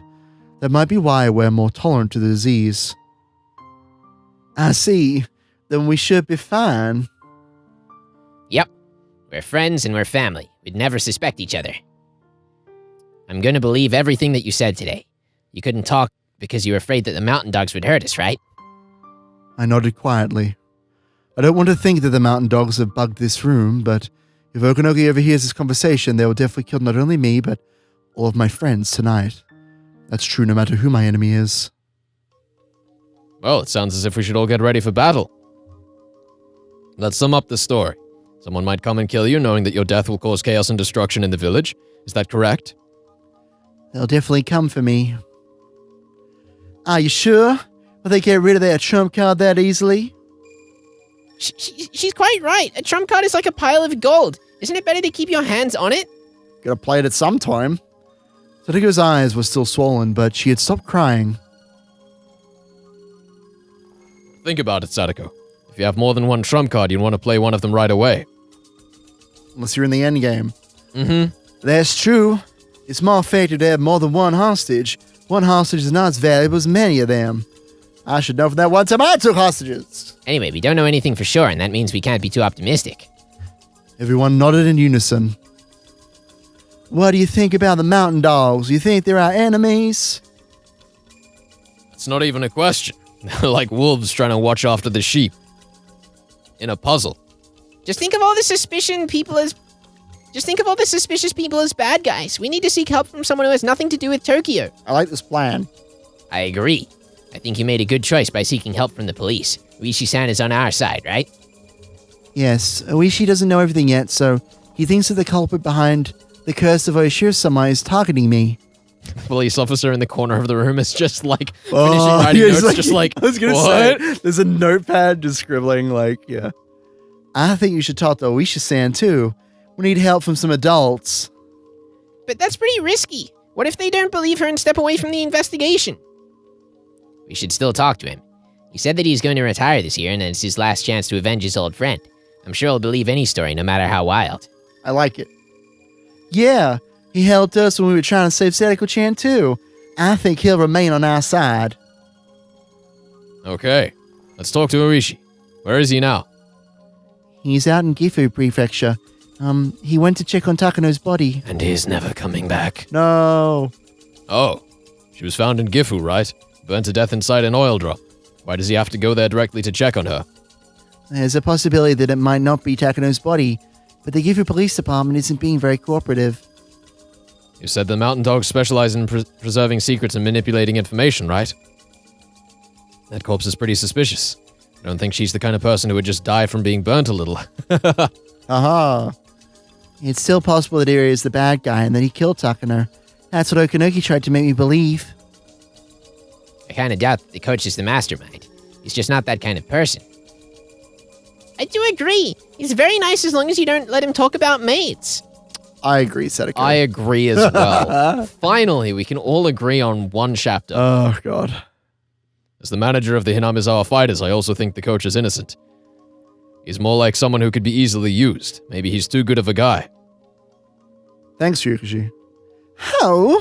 Seems like everyone suspects Takano-san. Well, we're just saying, if we compare the coach and Takano-san, you know. One of them has had a bit more screen time. Takano-san would be pretty upset to hear that. You know what this reminds me of? The all-class review session. I was just thinking the same thing. And you know what? That was still better than this. Really? I mean, the previous bit. This is okay right now. Okay, This good. is okay right now. Look, I'm enjoying them being in the room and talking about the mystery together. More of this, less internal monologue and Yes. flashback explanation for the love of God. Completely agreed. More discussion. I like being able to do more than one voice. Everyone laughed. As though we were in the middle of a club activity. If they're after my life, they'll kill everyone here. It's very possible they'll all get involved in this mess, and they know that. They could still laugh. That is really significant, I think. I started laughing along too. And then they all drew knives and stabbed me. Oh no. Brutus, why? Brete. It's the one. It's odd that Takano-san's body was found in Gifu. Someone wanted to make it look like she'd killed Tomataki. They would Flash. hide her body somewhere nobody would ever find. Burning her body in the middle of the woods is like begging people to come across it. Yeah, that makes sense. I agree with that statement. It's like they're trying to force an unidentified body with Takano-san just because it was found outside the prefecture and the police say it can't investigate further. There's especially the mountain dogs, right? I think it's pretty obvious at this point. The mountain dogs are working for Takano-san, right? And the leader of the dogs is saying that the manager is pulling the strings. I bet Takano-san and them are working together. The mountain dogs are working for Takano-san. I think the mountain dogs are working for Takano-san. Just keep going. Let's get to it. Tomataki-san Flash. died the way he did so that Coach should be suspected. But Tokyo is the only organization who would suspect the coach. They also found the body of the true mastermind, Takano-san. Tokyo will suspect that the manager killed both of them. I see, this is a well-planned setup, though it's not perfect. Yeah, Ryushi, make better mysteries. It sounds like the mountain dogs are setting the coach up. Well, I think we should talk to the coach directly. It's the best way to go about it. Oh, that's a good idea. Listen, sounds fine. That's a good idea. Sounds fine to me. I can tell if he's telling the truth or not just by looking in his eyes. Oh, yeah, you're good at that, Renaissance. Like a hog out in the range, you know what I'm saying? The mount- Sorry. Oh. Sorry. The mountain dogs are also running security on area right now. He might not be able to get on the phone. What? That sounds even more suspicious. I hope that coach isn't in danger right now. Let's get over there. Me too. If I was a member of the mountain dogs and I was going to set him up, I'd kill him before he said something I didn't want him to say. A dead person can't say nothing, huh? Oishi will return as soon as he takes care of the business in Gifu. I don't know what time that will be, but he'll be here for sure. As everyone glanced at the clock. It was already past 6:30 p.m. and starting to get dark. Man, I am feeling that. Mm-hmm. I wonder if the Sonozaki twins should call in some friends for backup. That'd be cool. It would be cool. No wonder I'm so hungry. Bring the boys. We'd usually call it here if this was a normal day, but we're doing to keep recording until midnight anyway. But everyone decided to stay until Oishi came back and discuss what to do. Mm-hmm. Can I use your phone, Rika-chan? I need to call my dad and let him know that I'm going to be late tonight about the aliens, the pathogens, and all that sort of fun stuff. I need to call my mom too. I have to call Granny and tell her to order something for dinner tonight. You'll be in big trouble later. Shion, don't you have a Kasai to call? We have to get something to eat for those officers too. We can order some sushi. Everyone had a sensitive reaction to the word sushi. Their stomachs were empty after all. Same should be true of those officers too. God, I'm hungry. Except the sushi's gonna be poisoned. Oh no! Are we gonna order something too, Rika? I don't feel we have that kind of money. Sadako, why don't you cook a stir fry for everyone? What? I can't. I've never cooked for this many people. That's reasonable. Sadako stir fry. I'd love to try it as long as there's no fingers inside. Or noodles. Sadako-chan, I want to eat your food too. I want to. At that point, the phone rang. Ominously. Hello, this is Furude speaking. So Oishi. Is it Okanoki or Oishi? What, sir? Oh, it is glad to hear you are still alive. It is Oishi. I finished up everything in Gifu and I'm heading towards Okanomi right now. I'm calling from gas station. What about Takano's body? We did it. We were right. Gifu made one incredible easy mistake on the paperwork. What is stubborn, Butch? I really had to let them have it, let me tell you. Takano and her vehicle are still missing. She may have some information regarding Tomateki Flash's murder, so I've just issued a search warrant for her. I'm getting close to revealing the secret of the Kazuma Shirasama. I'm going to solve this blessed case, Oishi sounded so motivated. He finally found the hint he'd so desperately wanted. Could he actually solve what we've just had explained to us, though? Yes! I'm looking forward to hearing your story.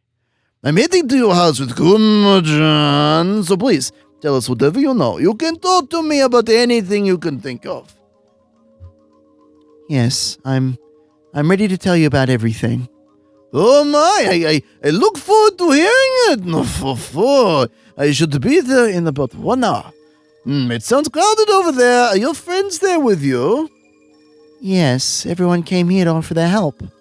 Oh, I see. You've got some wonderful friends. It's probably better for you to stay with them, leaping into fires of death and hell and all that. A good way to keep criminals at bay, right? We're heading out. I'll see you very soon. Is that Oishi-san? Yes, he's heading this way with that other detective. Oh, it's the first time this room has so many people inside it. How many people will it be?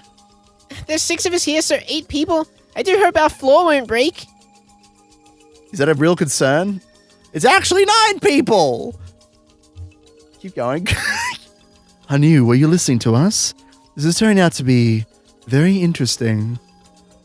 Do you think it'll be different this time? Yes, I'm sure. This time is different. Don't say that you're sure. It would devastate you. It would devastate you if nothing ended up changing. So, Hanu, you still think that I'm dying today? I don't want you to die. I know what you're thinking. You don't want to believe because you don't want to be hurt. That way you'll never be let down. I'm not going to listen to your opinions anymore. You just stay there and watch like the bystander that you are.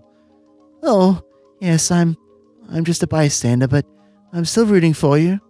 Rooting for me? Thanks. But are you sure you want to root for me? Are you sure you don't want to be... Are you sure you won't be hurt if I lose? Oh, don't be mean, Rika. I just wanted to announce it is now the 11th hour of this recording session. Nice. Congratulations, everyone. At least we had that break. Oh my God. We had a rather harmonious mood going. However, a feeling of unease was beginning to settle upon us. Give her that trigger finger. I'm trying, dude. It's like subconscious at this point. I know. You've seen me with words. Oh God. My mouth's still working, hands not. My hands are working fine. Look, you should see me. It's why I sometimes regret we don't have a camera. My hands are like going all over the place, especially when I play Oishi. It's great. I'm like, throwing my hands up in the air and spreading them wide. It's great. Hooray. Speaking of, I am getting hungry. You want to grab something on the way? Oh, that's right. It's almost 8 p.m. No, it's fucking nearly 11 p.m. You God dickwad. damn it. We had a late lunch today, so I didn't realize. We can go get something after we finish hearing her story. We got that backwards. There's no indication. 5 points. 5 points. I've sent 4 officers there. They're probably pretty worn out by now. Hopefully Fude-san ordered them something to eat.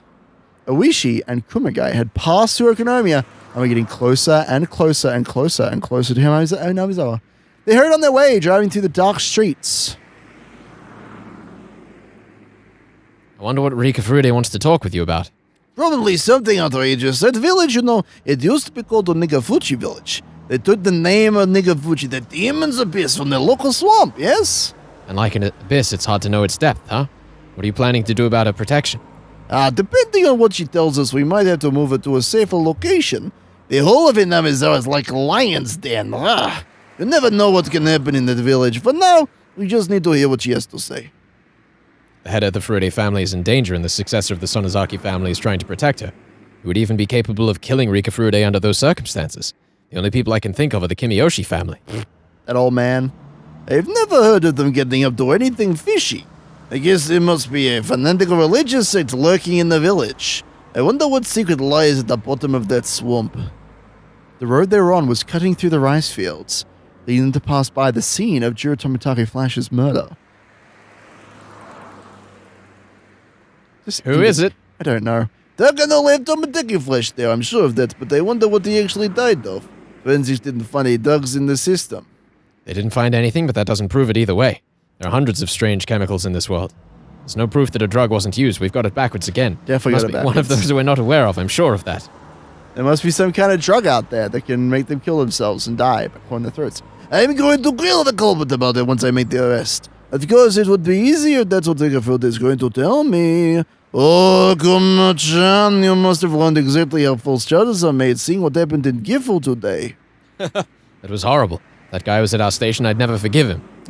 He flat out refused to admit he made a mistake. The Gifu Police Department as a whole is still convinced that the body belongs to me or Takano, but we'll operate on the assumption that she lives. The top of the department will make the final decision. It's obvious that they made a simple mistake. They're just desperately covering it up because they'll be in trouble if they admit it. They really need to rethink that attitude of theirs. The car shook suddenly. The concrete road had ended, leaving only gravel. At the point where the gravel road begins, you're officially in Hinamizawa. They continued to drive through the woods for a while. Kuma-chan, stop the car! What? Oishi had told him to stop immediately. Kumagai quickly slammed on the brakes. Their seatbelts tightened up, keeping them in their seats. What's wrong? That car over there. I wonder what it's doing. It is slightly suspicious. Oishi tapped on the rearview mirror. There was a van parked just off the road. Rather beat up, it looked like it was used for a private company. There was no reason for someone to park their car here, especially this time of night. Kumagai also thought it looked suspicious. The car seemed empty, but there was a light flashing in the woods nearby. Probably a flashlight. Strange that van is out here this, I'm surprised you even saw it. It's like I keep telling you. A detective always has to pay attention to his surroundings. I wonder what he's doing there. Is he dumping something illegally? Is he dumping someone's body? Maybe it's a pair of lovebirds on a secret date? Well, that can't be it, judging by the van. Hello, economy and security, do you read me? Good evening and good night. This is Okonomiya Security, reading you loud and clear. I need license number scanned. This number that they will not repeat. That's... might take a while. We'll wait. Rishi-san, according to this map, there's a facility of the Nippon Telegraph and Telephone Corporation here. What in world is a facility of the NTT? It was listed as a facility, but it wasn't staffed. It was just a place where machines were installed. Kumagai wasn't sure how telephone lines actually work, but either way, there was some kind of connecting device was located there. It's just ordinary van. It doesn't look like it belongs to NTT. If it is them, shouldn't their name be on the side of the van? If it was, got it backwards again. Who cares? Maybe some other companies that contracted to do it. Anyway, we should just go on desk. Yeah, definitely. It's fine. 5 points again. 5 points to us. That's why we have the system, right? Yep. I wish he wasn't sure if that was the case. After all, why would any phone company go to do maintenance so late at night? Suspicious. Calling it a system is very bold of you, Ben. It's a system. It's our system. We decide when we get points. That's the system. Right. Let's go and check what's going on. Fude-san is waiting for us, so we need to be quick and fast, even. Yes, sir. His well-honed detective instinct was trying to tell him something. This feeling wasn't one that Oishi could easily explain. He had a strong sense that something was suspicious without any real reason behind it. Oishi trusted that he could judge others' character with that sense. Just have to pay attention to his surroundings. That's a secret. Nightingale 2 to Nightingale 1, a vehicle has stopped nearby. 2 people got out. They're probably police officers. They're approaching and will make contact in less than 1 minute. It was pitch black, yet they could see the 2 newcomers clearly. They were probably using a night vision scope. Roger, attention all units. Nightingales 2 through 5, wait for the green light. Nightingale 7 and 8, make sure the surrounding 100 meters are clear. Roger. Nightingale 4 or 5, do you copy? Nightingale 4, roger. Nightingale 5, roger. Nightingale 7, roger. Nightingale 8, roger. This is Nightingale from HQ. Nightingale from HQ. There's been some trouble during the modification of the phone facility. There are 2 police detectives. We request clearance to open fire. Roger, wait for the order. By the time Oishi and Kumagai reached the phone facility, they were being watched from all directions. There were 2 pairs of binoculars and 2 sniper rifles pointing at them. The mountain dog operatives worked in 2-man units, a sniper and a spotter, to secure the means of retreat. They had all taken different positions so they could shoot Oishi no matter where he tried to run. They were all in camouflage suits hiding deep within the woods. Oishi, of course, had no chance of spotting them. The snipers had their rifles trained on the detectives' heads. Oishi and Kumagai had no idea that they were on the verge of losing their very lives. The snipers' rifles had their safeties on, but with a flick of their The snipers' rifles had their safeties on. Oh my god. It's okay, I got this. The snipers' rifles had their safeties on, but a flick of their thumbs would release them. In other words, they were ready to shoot if given the order. The detectives found the fenced-in machinery right behind the parked van. There was a sign there saying that it was the property of the Nippon Telegraph and Telephone Corporation. Another sign warning people to keep away. Hello, good evening. Sorry, but could you step back? We're in the middle of a maintenance operation. There were 4 men working there wearing blue overalls. They had a toolbox open and were working on some wires. Oh, I'm sorry to interrupt. We're from the police. You may have heard of us. We were wondering what you guys were doing since it's pretty strange to see a van parked out here. Evening, officers. We're almost finished here. Who are you guys? You're not from the NTT, are you? Oh, we're not. No, we're from Okanogi Electrics. Oh, sorry, I'm out of business cards. Okanogi Electrics, where's your office located? It's in Akinomiya. Could you give me the phone number and address of your office, please? What do you want to know? Not handling this well under pressure, are they? You forgot the telephone number? Oishi looked at them with a piercing glare. Their response was very suspicious. Apparently. Usually the vehicle of an electric company is full of various types of electrical equipment and repair tools. However, the van parked there had nothing inside, or just like an ordinary car. Also, a company vehicle usually has the name of the company on it. But it didn't. It was missing those things. None of that was the reason that Oishi found them suspicious, though. It was their attitude that bothered him. They didn't sound nor look like typical contractors. They were obviously not electricians. It was far too late in the day, and there were far too many of these words. They were also clearly suspicious of Oishi. However, that was all he could tell just by looking around. He found them suspicious, but had no idea what they were up to. One of the men told Oishi the phone number. Kumagai wrote down the phone number so he could ask the station to call and confirm it was real. We're not doing anything suspicious. Oh, no. You guys are very suspicious. Who are you people? If you're really contracting, you should have proof of that. But you don't have anything. Besides, everything about you seems off, so I'm going to confront you. Officer, please don't cause us any trouble. Just leave us alone. We need to finish up our job So here. I'm going to press issue. Judging from their progress, it didn't look like they'd be cleaning up anytime soon. In fact, it almost seemed like they were just getting started. No, it's pretty obvious that you're lying, son. You should have studied the law a little bit if you want to pretend to be an electrician. Oishi raised his voice threateningly. The members of the Mountain Dogs gradually started to look more and more annoyed. Oishi looked over their expressions and gave them a big wide grin. However, Oishi had no idea. He thought he could handle those suspicious people with no issues. Of course, in reality, they were horrific demons that he had no chance against. Meanwhile, Kumagai was heading back to the car. He was intending to contact the police department. He was going to call the station using the radio. Then, in turn, the department could contact the NTT. That way, it would become clear who they were really dealing with. HQ to Nightingale 1. You have permission to fire. Nightingale 7, clear. Nightingale 8, clear. The sniper was still aiming at Kumagai's head as he headed back towards their car. But the safety, that last line protecting Kumagai's life, was disengaged. The sniper put his finger on the trigger. He was wearing a glove with the fingertips cut out. The finger poking through the hole was very rough and merciless. But as soon as he slightly moved that finger, he would take someone's life. Nightingale 1 to sniper team, all green. Kumagai heard a quiet noise. It was similar to the sound of the jump rope that he used as a whip when he was little. And that was the last thought Kumagai had in this world. Kumagai collapsed onto the gravel. Curious, somewhat tangential point is like, Yeah. when it comes to sniper fire, you don't actually hear anything because the bullet travels faster than the speed of sound. Yes. So like, This doesn't make any sense. Yeah. I will say though, this writing feels way more Umaneko than Yes. anything thus far. And I don't know if it's just like slightly more synthy Describing vibe on the music.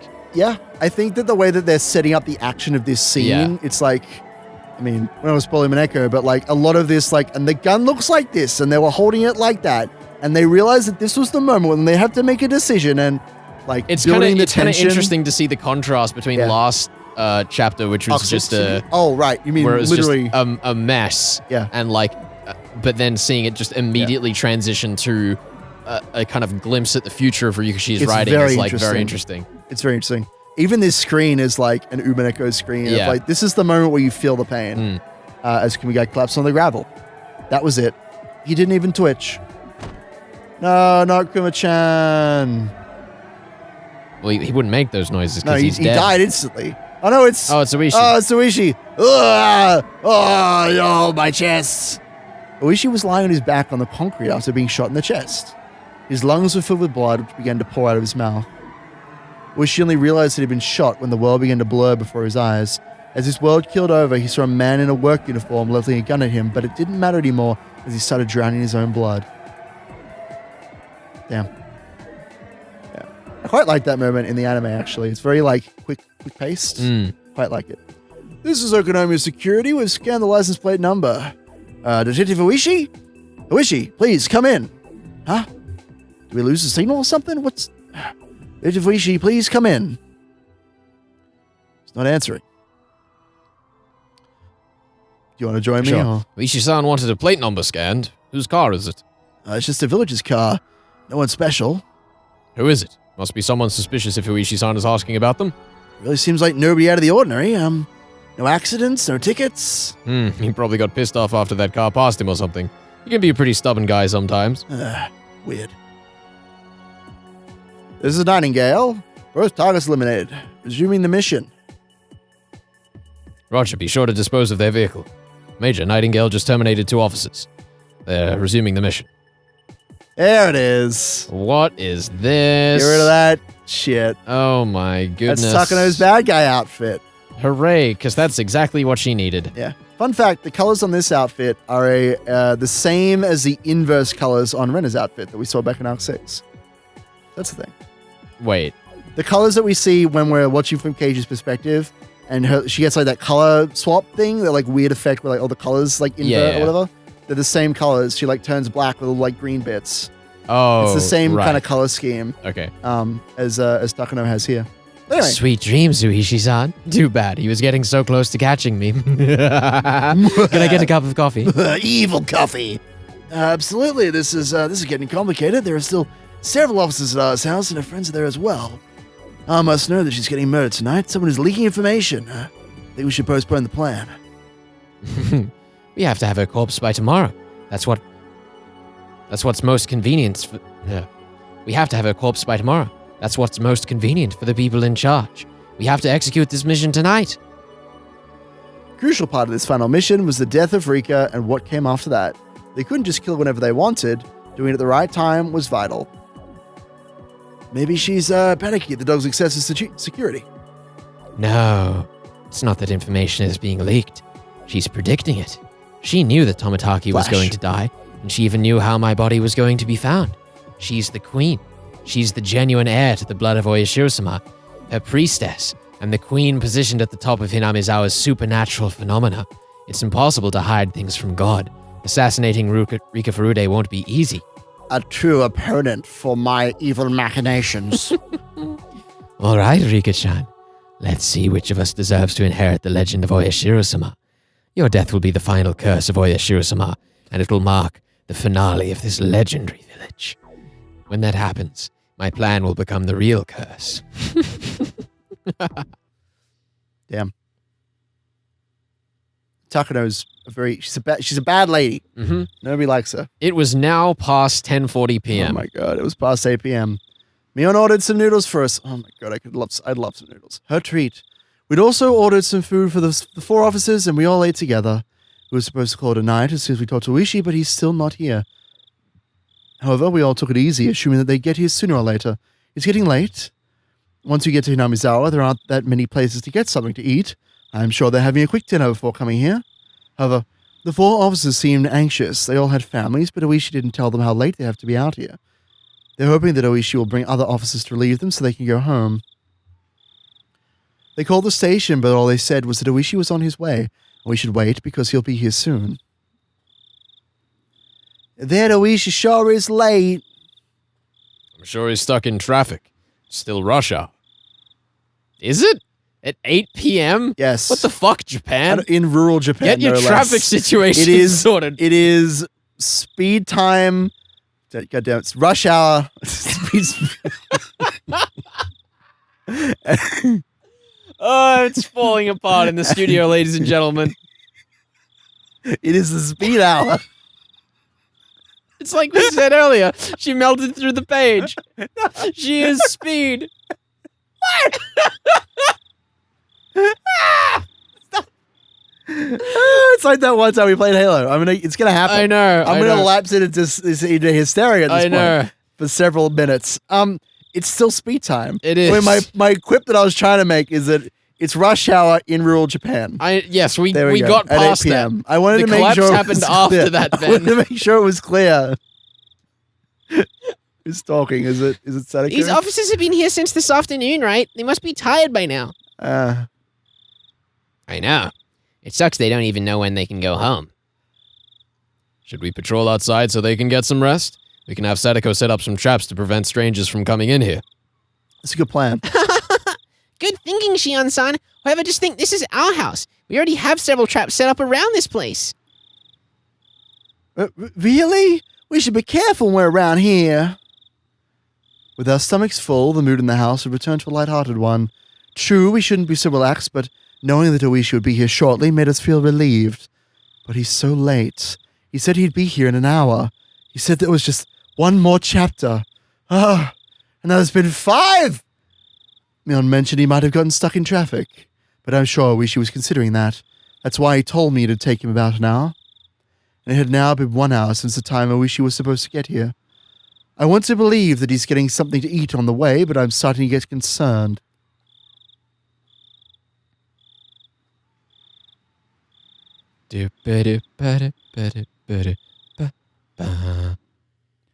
Oishi still hasn't shown up. He might be dead. It is almost 11 o'clock. Oh my god. Here's the thing. I didn't want to make the joke earlier because I thought it might ruin the surprise for you, but I think that we're going to finish this at about the time that the actual arc concludes. I think that's literally what's going to happen here. The others are exhausted. They even started to smoke cigarettes outside. You know what they say? Don't Wait a lie minute. 3 Hold on. times. What? What are you doing? What are you doing? Wait. He's typing at the computer, but not at this computer we're watching this on or reading this on. Because we have 3 computers in this room. Yeah, we have 3 computers. Well, Okay. 1 laptop. Oh, that's not true. No, we do have 2 computers, 1 laptop. That's right. Ben, we fucked up. do you We mean? should have done this. We should have done this on a Wednesday Why? because then we could be ending on the day that it happened. Are you telling me that Wednesday is the 23rd of June? In No, Japan or whatever? no, Ben. The Wednesday this year is Are you looking at the is- Watanagishi Festival? It- Because it almost always happens on a Sunday. I know because it happens during Supernova, the second day of Supernova at Sydney.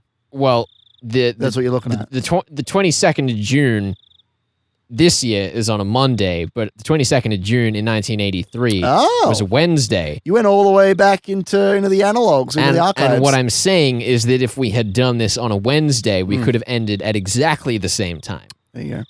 But we fucked it up. We fucked it up. We'll have to redo it. My friends are becoming tired too. Me too. Felix is becoming tired. I'm tired. Sadako is yawning. Oh. What's the Sadako yawn sound like? Yay! Clip that. Make it a GIF or something. Make it a something. It's adorable. It's way past our bedtime. Everyone else is getting tired and sleepy. We've been spending our time watching TV and reading mangoes. I can feel my fear succumbing to sleepiness. Today is almost over. I'm going to survive the day I'm supposed to die. Does that mean that I escaped my deadly fate? Nope. No, I'll have to fight endlessly from tomorrow onwards. I was going to discuss that with Oishi. Since he's not here, I don't know what to do from this point on. Suddenly, the phone rang, breaking the silence. Oh, who could it be? Is that Oishi-san? No. I know who it is. Hello, this is the Friday residence. I'm sorry to call you. This is Kamiyama calling from the Akademiya Police Department. Kamiyama. By any chance, is Detective Oishi there with you? No, we've been waiting for him for a long time. I see. We'll send out more officers, so will you tell the ones there to leave once their relief comes? Okay, I'll do that. So where is Oishi? We got a call from him this evening saying he was heading there directly, so we thought he'd be with you already. The officers were supposed to return after Oishi arrived, but they haven't come back, so we were wondering what was going on. That's what I'd like to know, but arguing with the man on the phone wouldn't accomplish anything. So I responsibly hung up and gave the message to the officers downstairs. Looked like everyone already heard our exchange on the phone. So I tapped it. I wonder what's going on. He's way too late. Maybe he ran into some important case he had to take care of. He would have called us if so. He told us that he was on his way. I think he'd call us if something was going on. He'd call us. Was he attacked by Tokyo? No way. But if they're really as scary as Rika-chama told us, that might be possible. He probably had something to take care of. I bet he forgot to call us. Remember, he's a tough guy. No one can take him down that easily. I do hope he gets here soon. Sadako yawned. Everyone laughs, but some of them are trying not to yawn themselves. Yeah, I feel that. We can't stay up forever. Yep. This is like so topical. I hate it. Stop it. We can't stay up forever. We decided that we called a night once the arc ended. Amateur moves, guys. You gotta do shifts, and you gotta roll your perception checks. You gotta pick what order you're doing it in. That's right. Good thing you only have 3 shifts or whatever. And we gotta keep going before the tangents get too long. I'm sure I've survived past the time I was supposed to die. That's probably because the police were protecting me. Perhaps both Takano and the mountain dogs were also on my side, and they took care of the murderer. I don't know who's changing my fate. Maybe my fate hasn't been changed, and I'm going to get killed soon anyway. I don't know if it's because of the police or because of the mountain dogs, but the only thing I know for sure is that I am still alive. Soon I heard the noise of someone walking on the gravel in the shrine grounds. Of course, because the mountain dogs tapped the phone, they're going to replace the police officers early before they get there. And I'm then hoping that's what's happening. One of my friends suggested that it might be Oishi, but I doubt it. One of my friends? Those are named characters. Just pick Ben, one. let's not complain about I don't want him to abbreviations. expect him to be disappointed when it's not. I'm starting to think like Hanyu. Hooray! Oh, as if you went to that already. Good evening, I'm Kamiyama. I'm from the Academy Police Department. It wasn't Oishi. 2 of his fellow detectives had arrived instead. They were going to stay downstairs and have the 4 officers return home. They also told my friends to leave. We'll stay here to protect her, so please go home. Your families must be worried about you. Oh, thank you so much, everyone. The detectives are here, so I'm okay now. Nope. The plan's failed. She's dead. Are you sure? We'll stay here tonight if you like. I'm fine. Besides, I don't have any extra pajamas and blankets for you guys. Adorable. See you tomorrow, then. We'll try and stay with you as much as we can from now on. How about we do club activities here after school? You like that? That would be wonderful. Damn right. My floor might break with all these people here. might really break. It might. It might. It'd be pretty funny if it did. Well, Rika-shima, we're going home now, but be careful. Do not go out alone in the dark under any circumstances. At least we'd fall into the blob boat on the first floor, so it'd be fine. Yeah, that'd be totally okay. Yeah. I'll be careful. All right. See you tomorrow. Yes. See you tomorrow. See you tomorrow. Am I really going to see them tomorrow? I have no clue. You're not. You're dead. I've tried so many things over the past 100 years. I've done many things, and I have memories of most of them. That's why I feel so scared on the day I die. It's the only day that I have no memory of. I don't even know if I'm approaching or escaping my death right now. All I know is that this fear is going to continue until I find some kind of solution. I felt a burp coming on, but I'm good now. I salvaged it. As I started getting ready to go to bed, Sadako suggested that I should sleep in my regular clothes rather than in my pajamas. She was thinking that I should remain dressed just in case someone tries to attack me in my sleep. It sounded ridiculous, but she was just trying to be considerate. I decided to do what she told me to. Also means I have to join more sprites. Sadako seemed so sleepy until a few minutes ago, but she suddenly started passionately explaining to me all the traps she set on the shrine grounds. She showed me that strangers will end up trapped if they try to sneak inside the building. Now they know where they are because they've tapped the building. Yeah. Sadako, you're not the brightest tool in the shrine ground ritual shed. To someone else, it might sound like she was just trying to brag, but Sadako was trying to make me feel better. After everyone else left, she knows how scared I looked. Sadako's kindness and everyone else's kindness, and my kindness, I felt it was the right decision for me to talk to my friends, even if that won't end up changing my fate. Oh, Rika. Hanyu showed up again. She looked upset, so she was probably still thinking that I could get killed at any minute. But I'm actually starting to feel a little bit better. I might get killed tomorrow, but I feel like I can rest safely at least tonight. I'm more concerned about the fact that Oishi didn't show up. Still, even if he didn't, the other detectives are here, and they will stay on guard downstairs without sleeping. As long as they're here, I think I'll be safe tonight. What's wrong? Are you hungry? I didn't eat anything sweet today. Do you want me to drink some juice? Hanyu would usually cheer right up when I suggested drinking some juice, but not this time. Her face looked pale as if she wasn't even alive. Something out of the ordinary had clearly happened. What's wrong? It's almost time. It sounded far more like a declaration than a prediction. Even Hanyu doesn't have any memories of my death. There's no way she can tell when I will be killed. However, she sounded so certain just now. Perhaps we can feel it in the very cells of our body. Our bodies understand fate far better than we do. Up until now, I felt reassured that we could get through it somehow if we're all together, but as I clinged to that life preserver with a hole leaking air, I was starting to drown in a sea of despair and struggling to keep my head above water. You just hear this like hissing noise as the raft downstairs deflates. I was going to say. No, I can't let myself feel that way. I have to believe and live. I believe is also a very good song. It's okay, Hanyu. I'm going to fight. Even if I get killed tomorrow, I'm not going to die tonight. Hanyu just gave me a look of faint sadness. That silence told me that my pitiful hope was going to push me down into a futile reality. I stared at Sadako as she continued to brag about her traps. If I'm getting killed shortly, Sadako won't be safe either. I quickly interrupted her talk about traps. And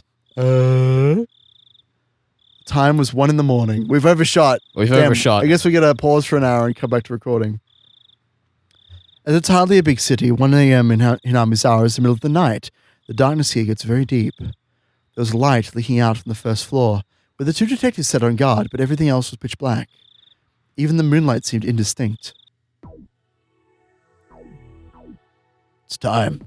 Two detectives are downstairs. It's been more than an hour since the light went out above them. Waiting orders to begin the attack. What a beautiful night. You have permission to engage. Shall we terminate the detectives? Yes. Everyone in the Furude Shrine will be demoned away tonight. It's better that way. HQ to Phoenix, commence the mission. Terminate the two detectives. You do not have permission to fire. I repeat, you do not have permission to fire your weapons. HQ to Nightingale. Phoenix has commenced the mission. Shut down the phone lines. Roger, we're shutting them down.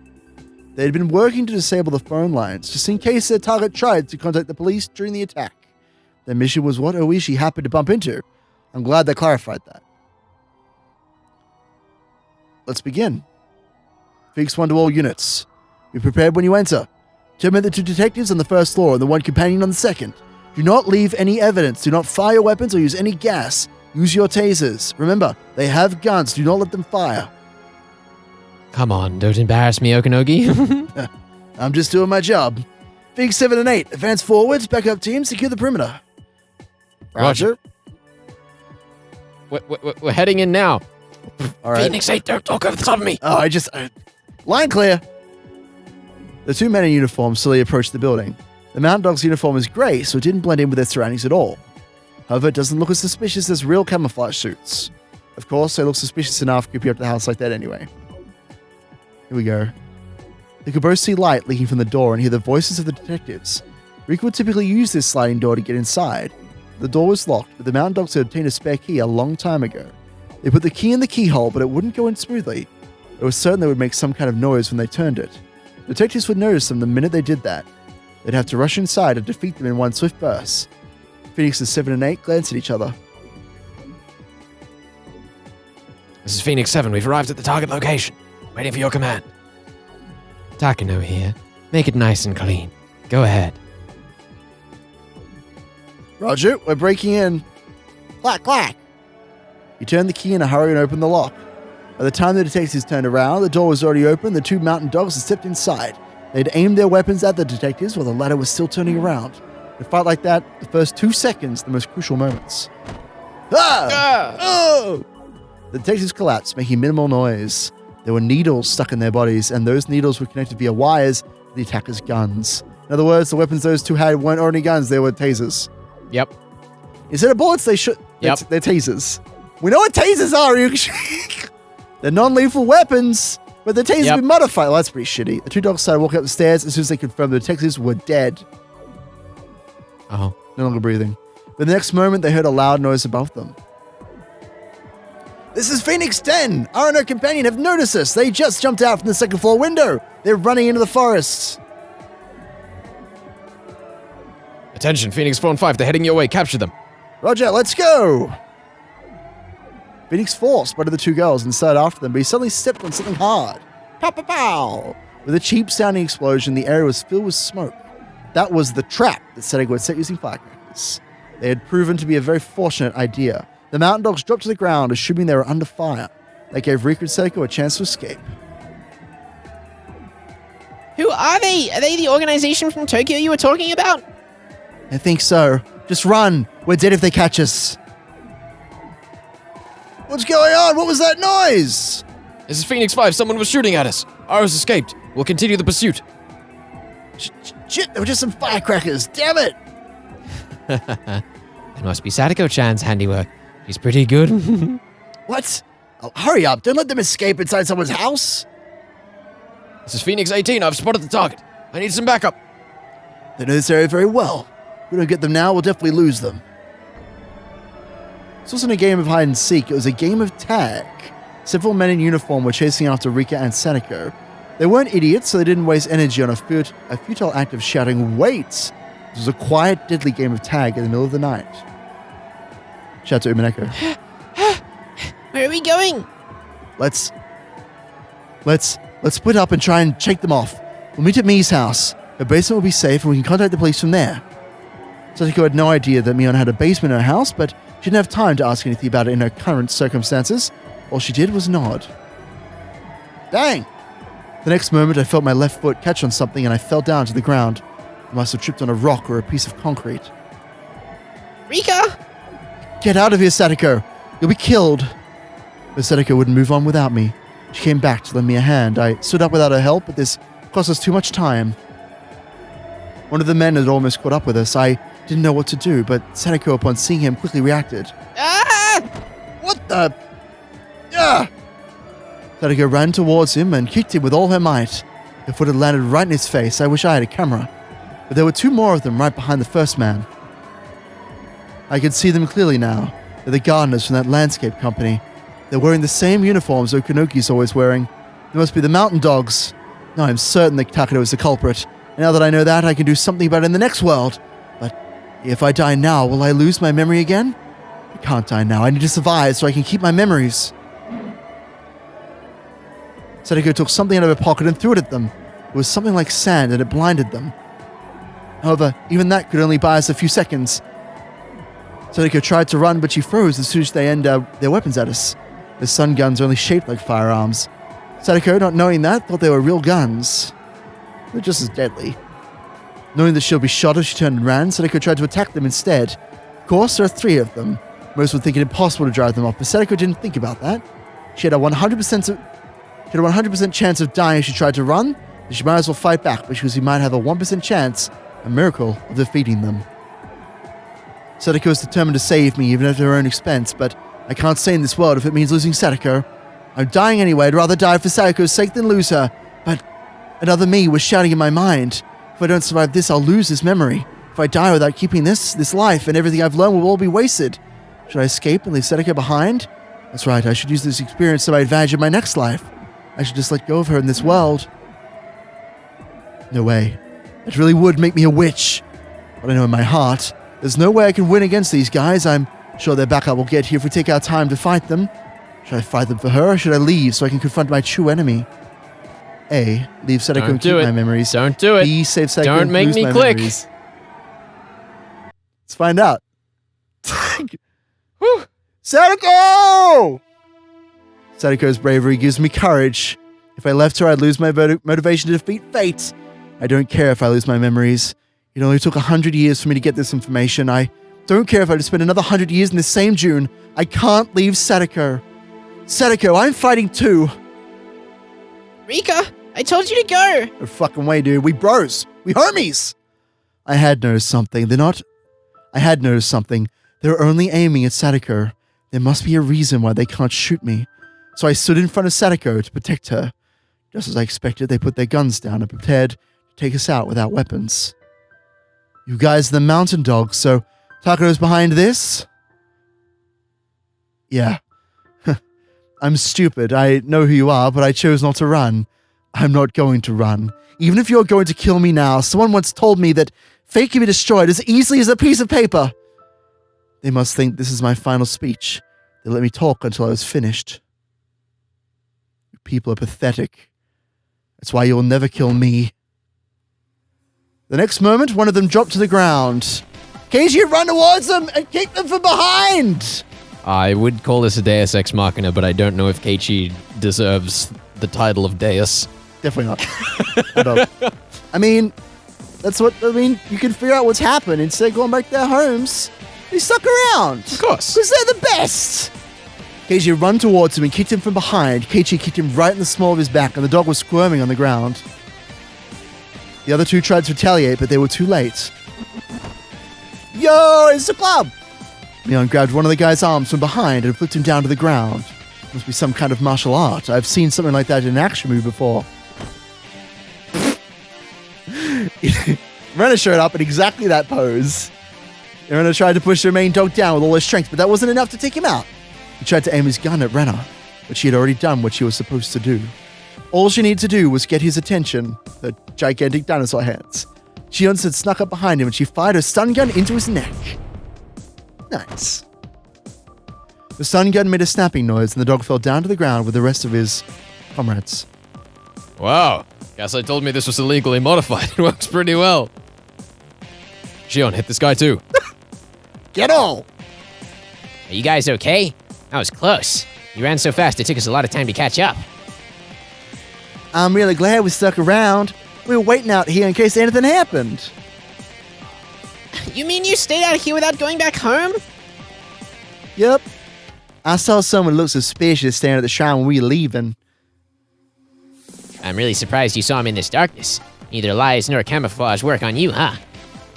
So, figuring he would leave if they spoke to him, they secretly staked out that suspicious man. They started following us as soon as they heard the sound of the firecrackers. I never expected I'd be safe like this. You can't stay here any longer. What should we do now? I mean, run? We were trying to get to Mion-san's house. You have a basement there, apparently? The underground storehouse. It's a perfect spot. We've also got some weapons inside there. Hell yeah. Shh. Don't say that out loud. Anyway, I think that's a good idea.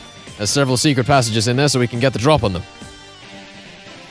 Come on, let's go. They're still after us. There we go. A white van was approaching us at high speed. It obviously belonged to the mountain dogs. The van stopped not far from us and more people in uniform jumped out. There are at least 6 of them. If we all run, the slowest runner might get caught. So we should take them down while we can. I don't know if they have a license, but Mion and Shion know how to drive a car. We can take their van and get away from here. Just have to get it. There's 6 of them. That's perfect. Let's beat them unconscious and steal their van. Heck yeah. That's a good idea. Let's go get them. Fucking send it! The mountain dogs were ready to chase us. They had no idea that we would try and attack them instead. Renner is always the first one to make a move in this kind of situation. She gets so determined once a decision is made. She immediately singled out one dog and punched him in the nose. Another one tried to grab him from behind, but Keiichi kicked him in the side as hard as he could. Fucking dream team. Hey, Renner, watch your back. I'll leave that to you, Keiichi-kun. Please look after me. I'm kind of curious about what you were like back in Ibaraki. Sure don't hesitate to punch people. And you don't hesitate to zap people with an illegal stun gun. Given that Shion had that stun gun, the mountain dogs were reluctant to go after her. They were scared of that very dangerous weapon she had in her hand. If only they could have picked up other weapons from the other mountain dogs. If only they had some kind of ranged stun weapons. If only. But thanks to that, Shion had stopped one of them for certain. It was fortunate for us that they didn't have any guns of their own. They had no way of countering Shion's stun gun. Sadako attacked him from behind. She encircled his neck with a jump rope and pulled. That's a bad way to go out. Shion followed up, quickly hitting him with a stun gun. I do like the, combo attacks. I know. Keiichi and Renner and Sadako and Shion, these are the guys who were we're gonna fuck each other up and out with friends, and now we're showing it. Showing it through violence. I love it. What was I doing during all that? The only thing I can do is run around and try to get their attention. They're pursuing me after all. They want to catch me more than anything else. That leaves them open to attacks from my friends. Keiichi had already hit the one trying to grab me. I think we had a chance here. We may not be able to take all of them down, but we can try and find a chance to escape to their vehicle. An opening, if you will. With what Rika-chan said, I thought these guys would be really strong, but they're not that bad. That's just how strong we club members are. Not being afraid is probably the secret to this, to strength, since club activities are practically training you to rid you of your hesitation and level up your plot armor. Nice. If we all fight together, we can win this 6-on-6 battle. If any one of us wasn't here, they'd beat us easily. We'd end up dead. If my friends hadn't stayed behind, I would have been killed by now. We can do it. We can make it. The dogs Shion took down with her stun gun was starting to wake up. The ones that we knocked out earlier were also up and chasing us again. We have to get out of here. This isn't the time for me to just be running around. Fine. Let's see what I can do. Rika! Hanyu, I know you still can't believe in hope just like always. Stay there and watch what my stubbornness can do. I'm going to change this fate. I'm going to do it right here. Let me show you what I am capable of. All right, everyone. We're going to finish this right now. Take whoever is in front of you. Then go grab their car and get out of here. That's some good tactical thinking. Yes, I'm going to do this. You go, Rika-chan. All right, let's go. This 9-year-old will take down this fully grown man who's combat trained. Yes. On Keiichi's signal, we attack 6 of the mountain dogs in unison. Time gradually slowed down. I truly felt like I was trying to overcome that impossible wall of time and change my fate. However, time continued to slow even further until it stopped. What's going on? It felt like the film reel of a movie had gotten hung up partway through, like time itself has come to a standstill. Hanyu? What's this all about? The time has come. What? Why?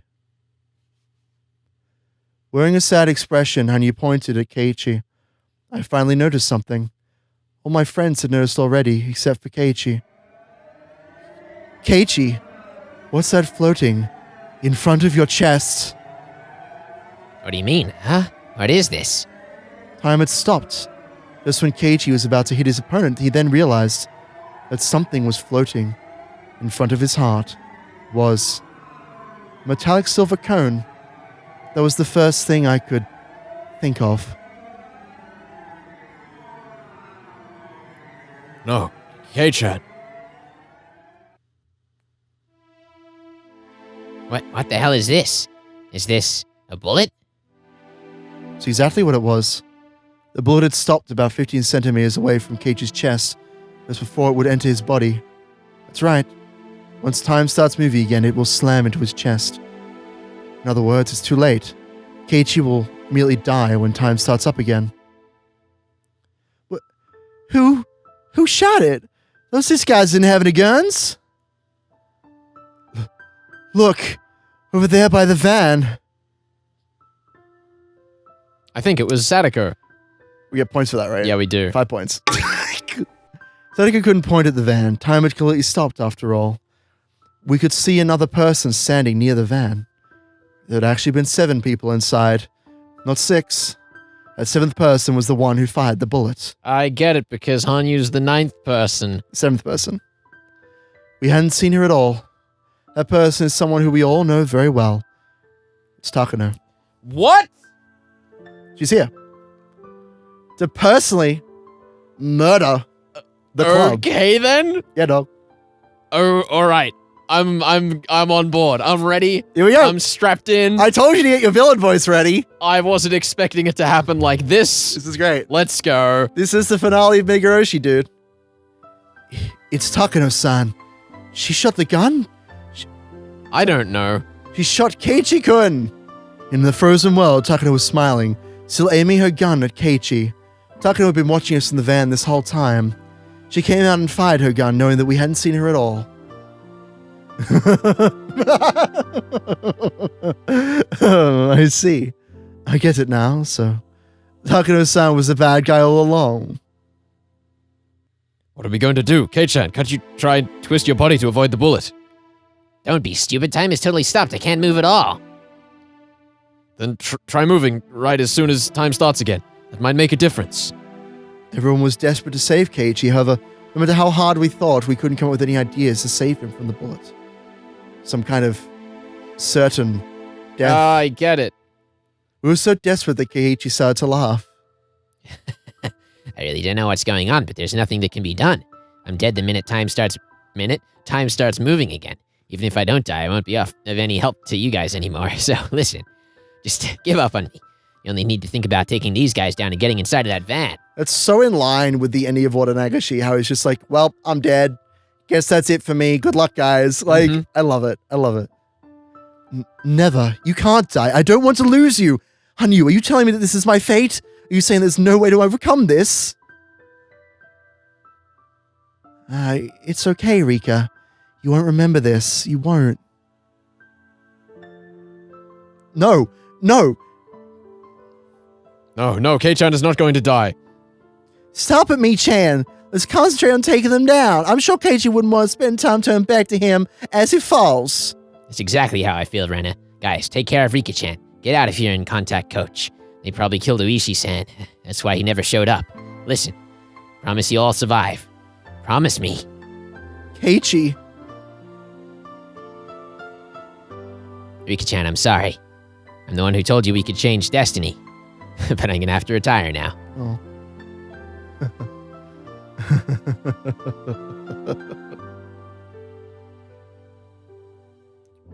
Oh, it was me. That was you. You Oh, it was me. That? Cut that. You take it. That was you.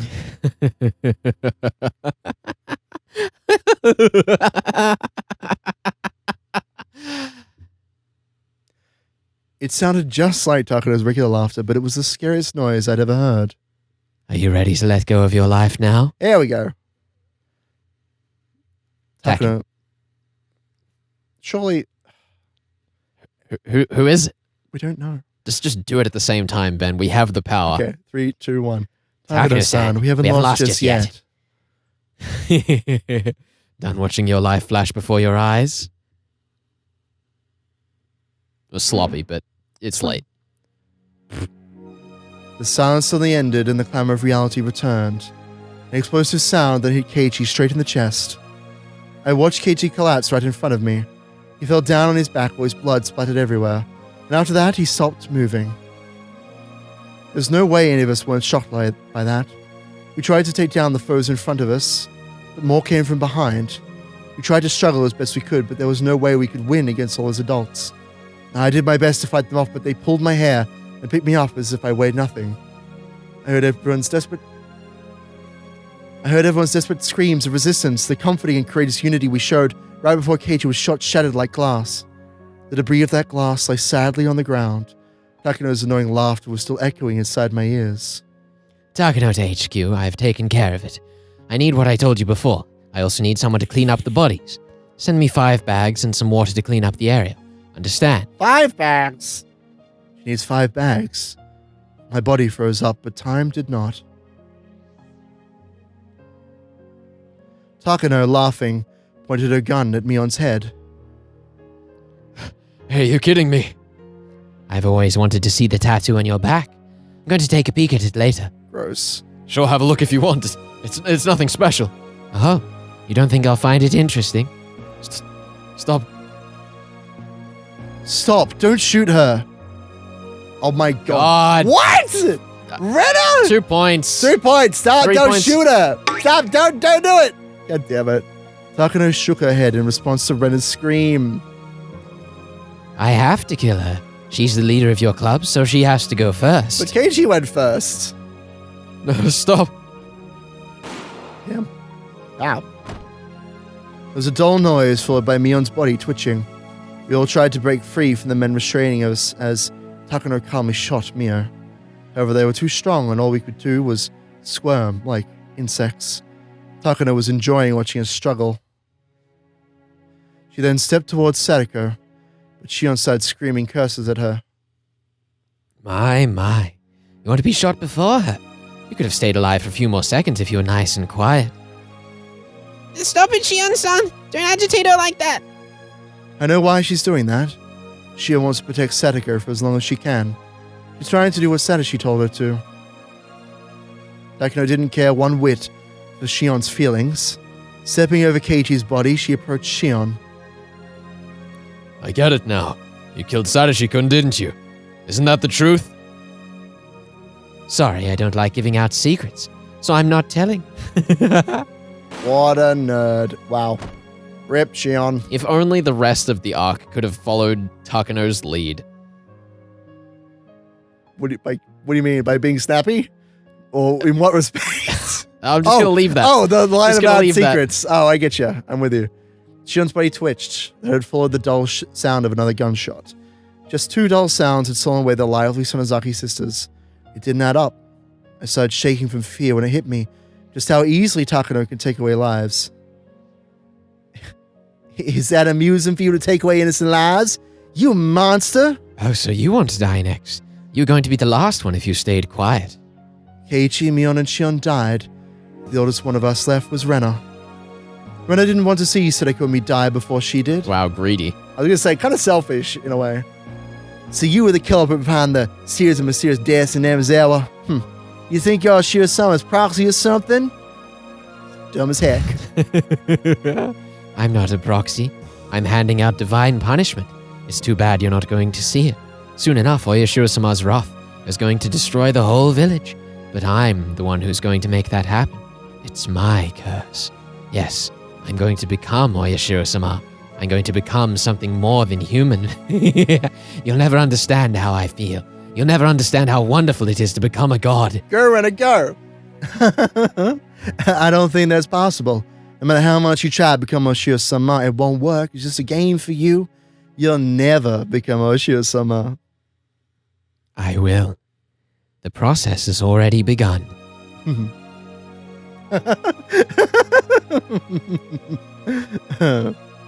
Rena laughed at her. Takano seemed very upset to hear that laugh. What's so funny? Tell her, Rena! It's impossible. Because Oshiro-sama is already here. Bang! Those are Rena's last words.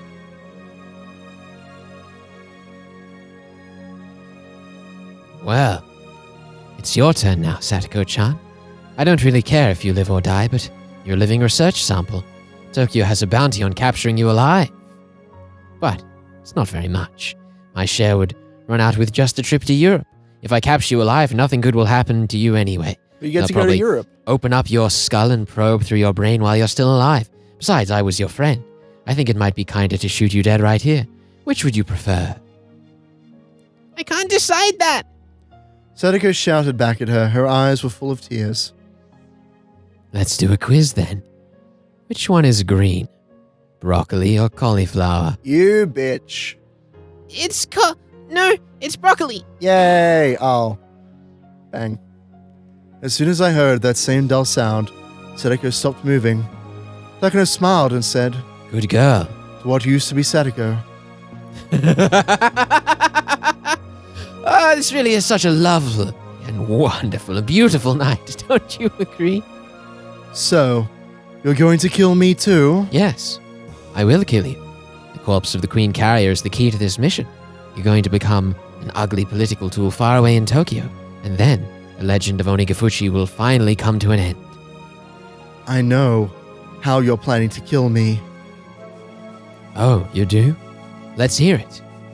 I'm not going to say it, but I know. It's Watanagashi. She wants to do the real Watanagashi using my body. I'm sure she's planning to cut over my stomach and pull out my guts. To do that, she'll make me inhale some chemical to put me to sleep. I vaguely remember that part. I guess you already know. Good night, Rika-chan. One of the dogs approached me with a handkerchief soaked in a chemical substance. Wait a Wait. minute. Oh, sorry. Wait a minute, Takano. Everyone's dead, but you're begging for your life. That's not it. If you're going to kill me, do it without putting me to sleep. Takano hadn't expected to hear that. Still, even though she was surprised, she nodded with a slight smile. Hanyu was also surprised to hear that. It would obviously be a terrible way to die. What are you thinking? Wouldn't you prefer an easy and painless death? You know it's going to be horrible, right? I'm going to cut open your stomach while you're still alive. I don't want to forget about it. Yes, I'm doing this so I'll remember. I'm not going to forget about it. The picture of you cutting open my stomach will be forever burned into my soul. I'm never going to forget that. Next time I see you, I'll remember that you did this to me.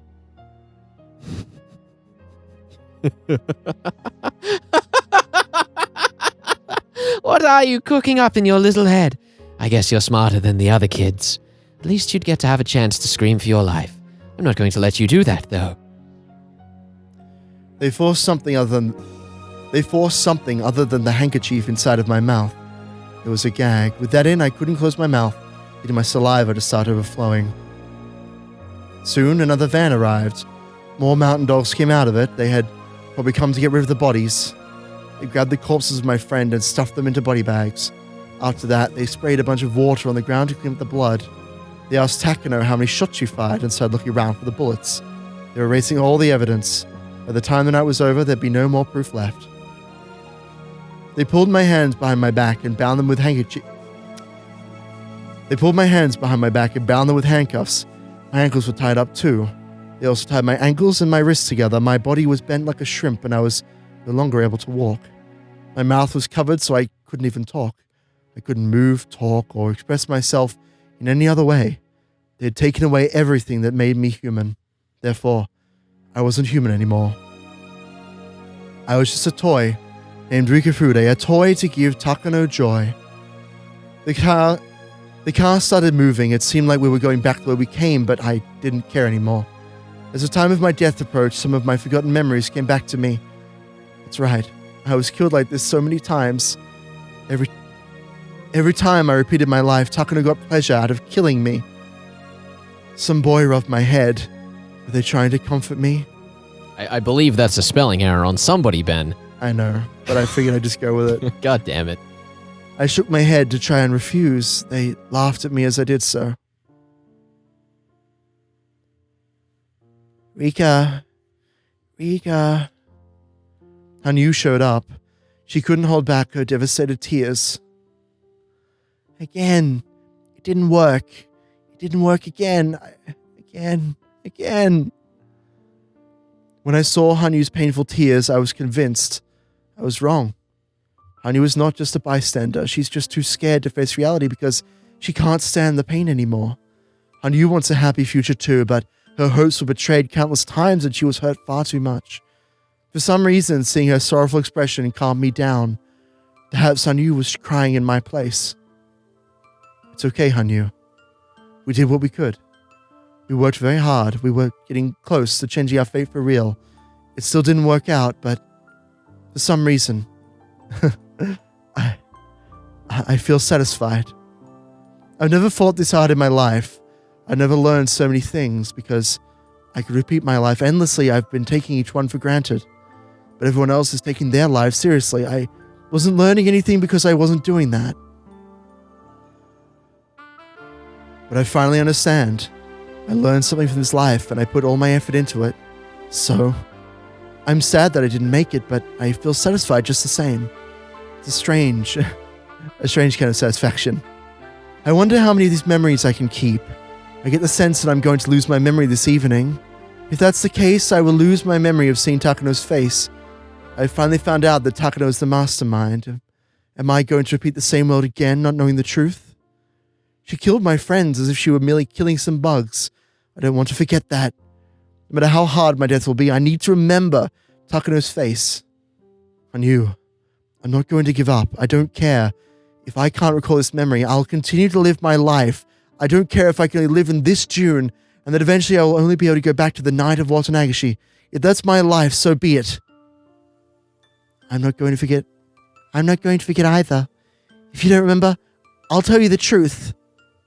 And you, I knew it. You acted like an unfeeling bystander, but that's because you were afraid of the pain. I also want to have a happy future with everyone. Oh. And you started to cry like a baby. She's so stupid. She decided to abandon hope because she didn't want to deal with the sadness that she always felt in this night. But she ended up hurt and devastated anyway. Honey, are you happy this world is ending just like you predicted? I decided not to ask her such an unpleasant question. Car stopped, and two men pulled me out of the vehicle. We'd returned to the Furude Shrine. There were several men waiting in front of the offertory box. Nearby, there were countless sharp knives laid out on the ground. They're going to cut open my stomach with those tools and pull out my intestines. They took off all my clothes. They left the gag inside my mouth and the handcuffs around my wrists. I wasn't embarrassed to be naked in front of them. Rather, I was just furious that Takano was getting joy out of doing this to me. Don't forget this humiliation. The pain I'm about to experience should be carved into my soul forever. I'm not going to forget this. Everyone worked together and we finally revealed who was behind it all. If I forget this, my friends' efforts and deaths will have been in vain. And to stay alive, as long as I can, so that I will remember this pain. Hanyu, don't look away. You have to watch. Remember this forever. Oh, is this really the only way I can help you? Is this all I can do because I can't touch or talk to anyone? That's good enough. If you continue to stare at me, I can endure this pain. Hanyu nodded and sat right next to me while continuing to cry. We then looked up at the night sky together. The moon was shining brightly as if it's taking pity upon me. We also looked at the faces of my murderers.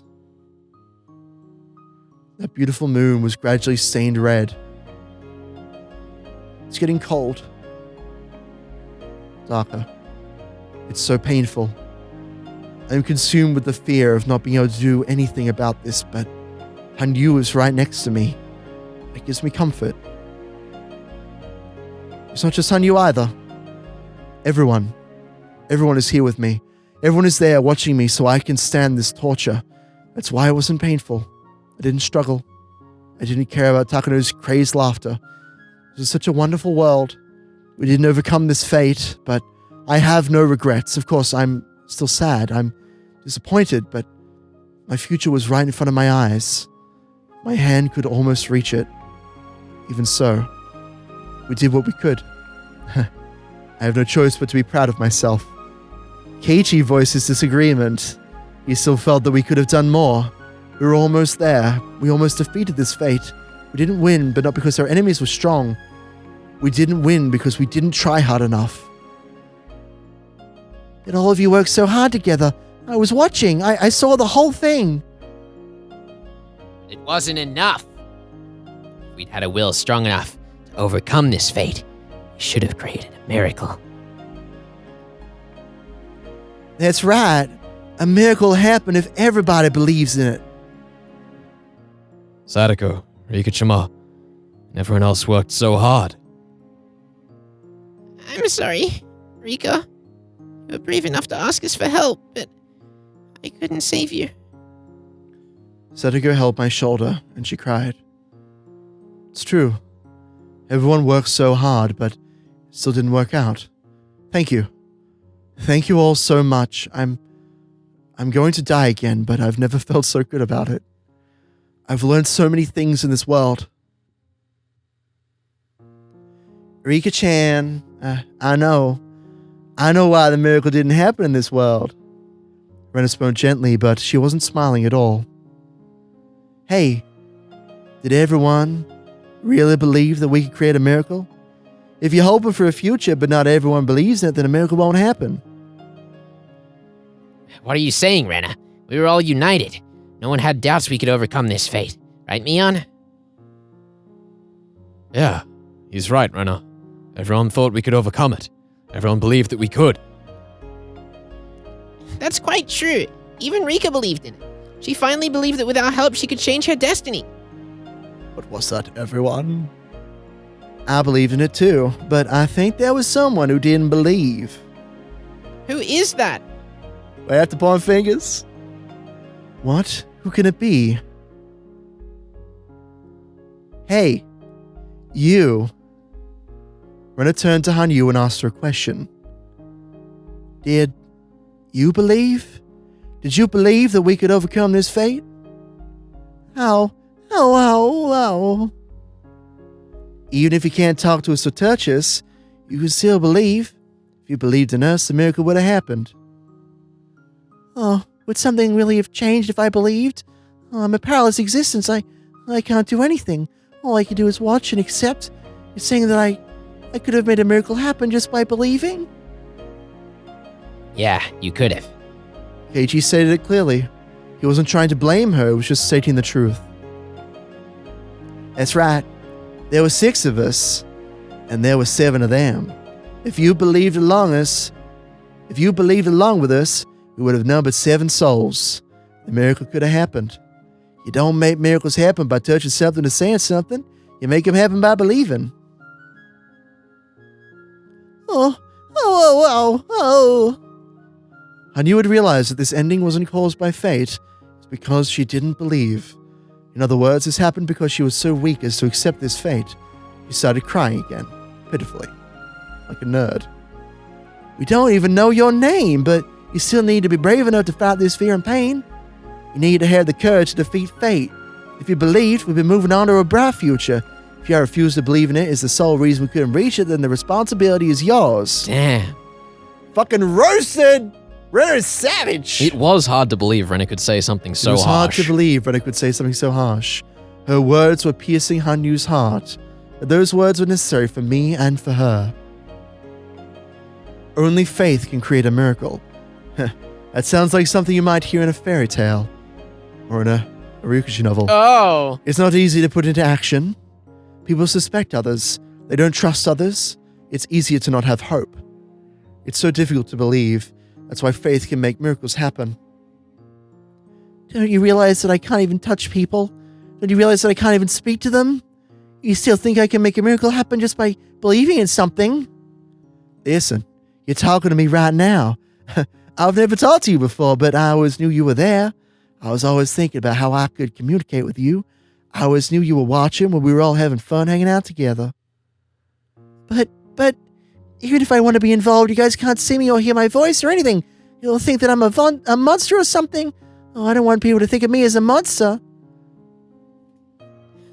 We never think of you that way. If you're with us, you're our friend. Yeah, we wouldn't call a friend a monster. It's your heart that determines whether you're a monster or not. Right, Shion? What the fuck are you saying about this? Indeed. I guess I'm more like a monster in that sense. Shout out to Shion. Oh, you won't call me a monster even though I have horns on my head? We won't call you that just because of the way you look with those dumbass horns, but they're actually cute, you know. Watch out for Renna. She might try and take you home. How? I realized then that I was standing with everyone, looking down at my own body. I see, I'm finally dead. I looked at my bloody body by my feet. It upset me that Takano was still enjoying the torture, but the body that remained was nothing but a shell. Are you okay, Rika-chan? Meep. Don't you think it's a bit strange to ask that question to a dead person? Everyone smiled wryly. It's my first time feeling so much love in death. Everyone is already dead. That's why I feel so happy to be dead, to join them. Suddenly the world got darker and my body started to sink downwards.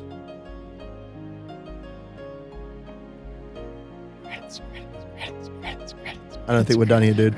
Credits, God. We're not done here. Look, you gotta pace it out with me, okay? This seems pretty tight.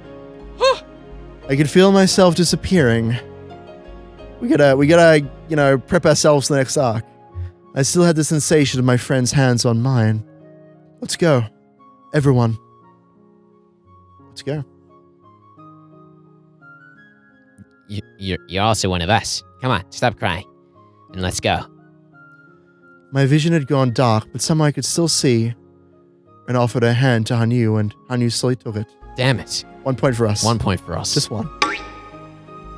Hanyu, I don't know what sad experiences you had before I met, but I'm sure my friends will accept you. Oh, it's still going to be fun if I'm involved. Are you sure they'll accept me? Yeah, so come along with us. When I touched Hanyu's hand, felt like everyone else laid their hands on top too. If only they had hands to do so. Let's go, Hanyu. Let's accept this sorrow, so we can embrace joy as well. Believe in the bright future that's waiting for us. The miracle will happen. We will obtain it. Okay? Yes. Yes, Hanyu said with a definite nod.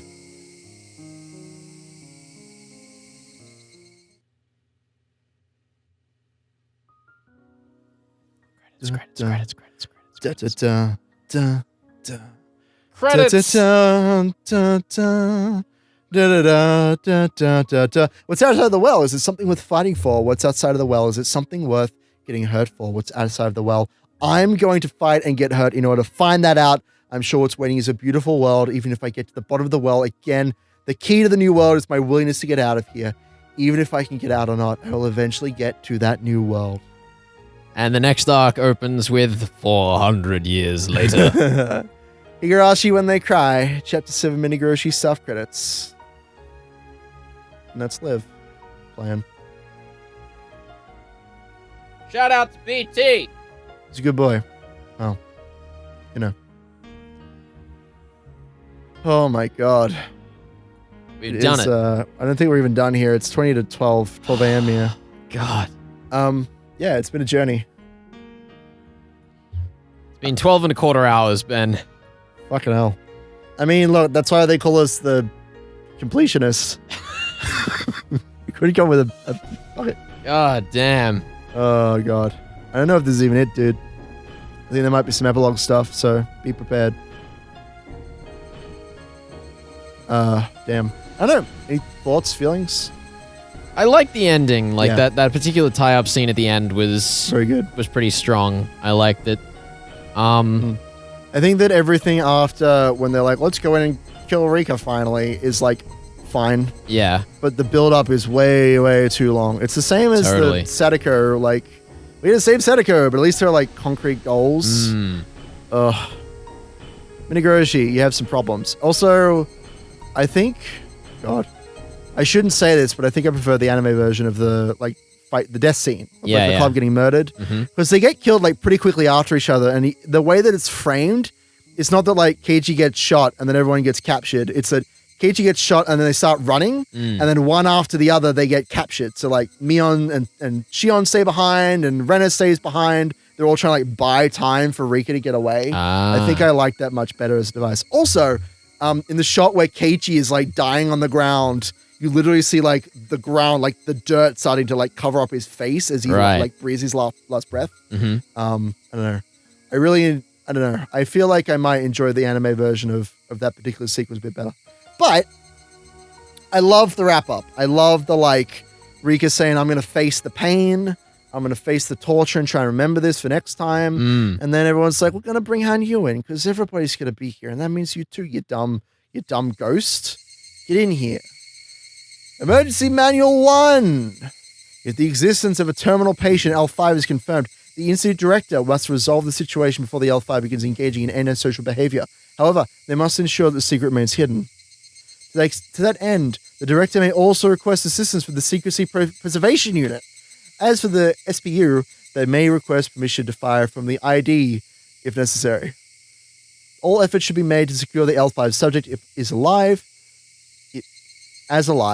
but if that proves obstructive to maintaining secrecy, their life may be forfeit. As alive? I don't know, dude. Is alive? All efforts should be made to secure the L5 subject is alive. That doesn't make sense. Yes, it Does does. it? To secure the L5 subject is alive, I guess. I know, it's not a great sentence. They could Doesn't matter. drop the is, but it does functionally work. I would like it without the is. Anyway, it doesn't matter. But if that proves obstructive to maintain secrecy, they're gonna die. Paraphrase. At all times, maintaining secrecy and preventing exposure will be of the highest priority. However, preserving secrecy will take priority over preventing exposure. Emergency Manual, Appendix 9 FAQ. Q. Can Emergency Manual 34 be administered if an outbreak of L5 occurs, putting matters beyond the control of the Secrecy Preservation Unit, the SPU? Additionally, is the ID responsible for determining what constitutes an out-of-control situation? A yes. Q. Question. If an incident occurs and a hazardous material, the H170 series, is exposed to the public, can Emergency Manual 34 be administered? Answer yes. Question. If an accident has occurred and the nature of the institute is revealed to the public, the secrecy SBU will take steps to resolve the situation. However, if this information is spread too widely, can Emergency Manual 34 still be administered? Additionally, is the institute director responsible for making that decision? Answer yes. Question. The decision to execute Emergency Manual 34, Manuel, must be carefully deliberated over and sanctioned by an official. However, in the case of emergency, does the ID have the right to make the final decision? Answer. The execution of Emergency Manual 34 must be sanctioned by an official at times. However, the ID may petition the urgency of its use to an official. Emergency Manual 34 in red. Reproduction of removal of the document is prohibited. This manual may only be read with the appropriate permissions. This manual will only apply upon approval by the highest authority. Nothing short of official authorization shall count as approval. Furthermore, those authorized to apply this manual must make their decision as soon as possible when it is required. Situation threatens to spiral out of control, and the official accedes that this is the case. The Erie Institute must make the final decision to preserve the secret and prevent its detection by others. The following is an outline of how to execute that final resolution. Terminate all patients above L2. Destroy all evidence inside the Institute. Conceal the fact that this manual was administered. The contents of this manual must be executed by the ID within 48 hours of the incident. If the director is no longer available, the chief officer must execute it in his place. The ID may demand support from the chief officer in executing this manual. If this manual is expected to be executed, the chief officer may issue the preliminary orders. The final resolution must be executed in the following steps. Disguise the incident as a natural gas disaster and quarantine the area.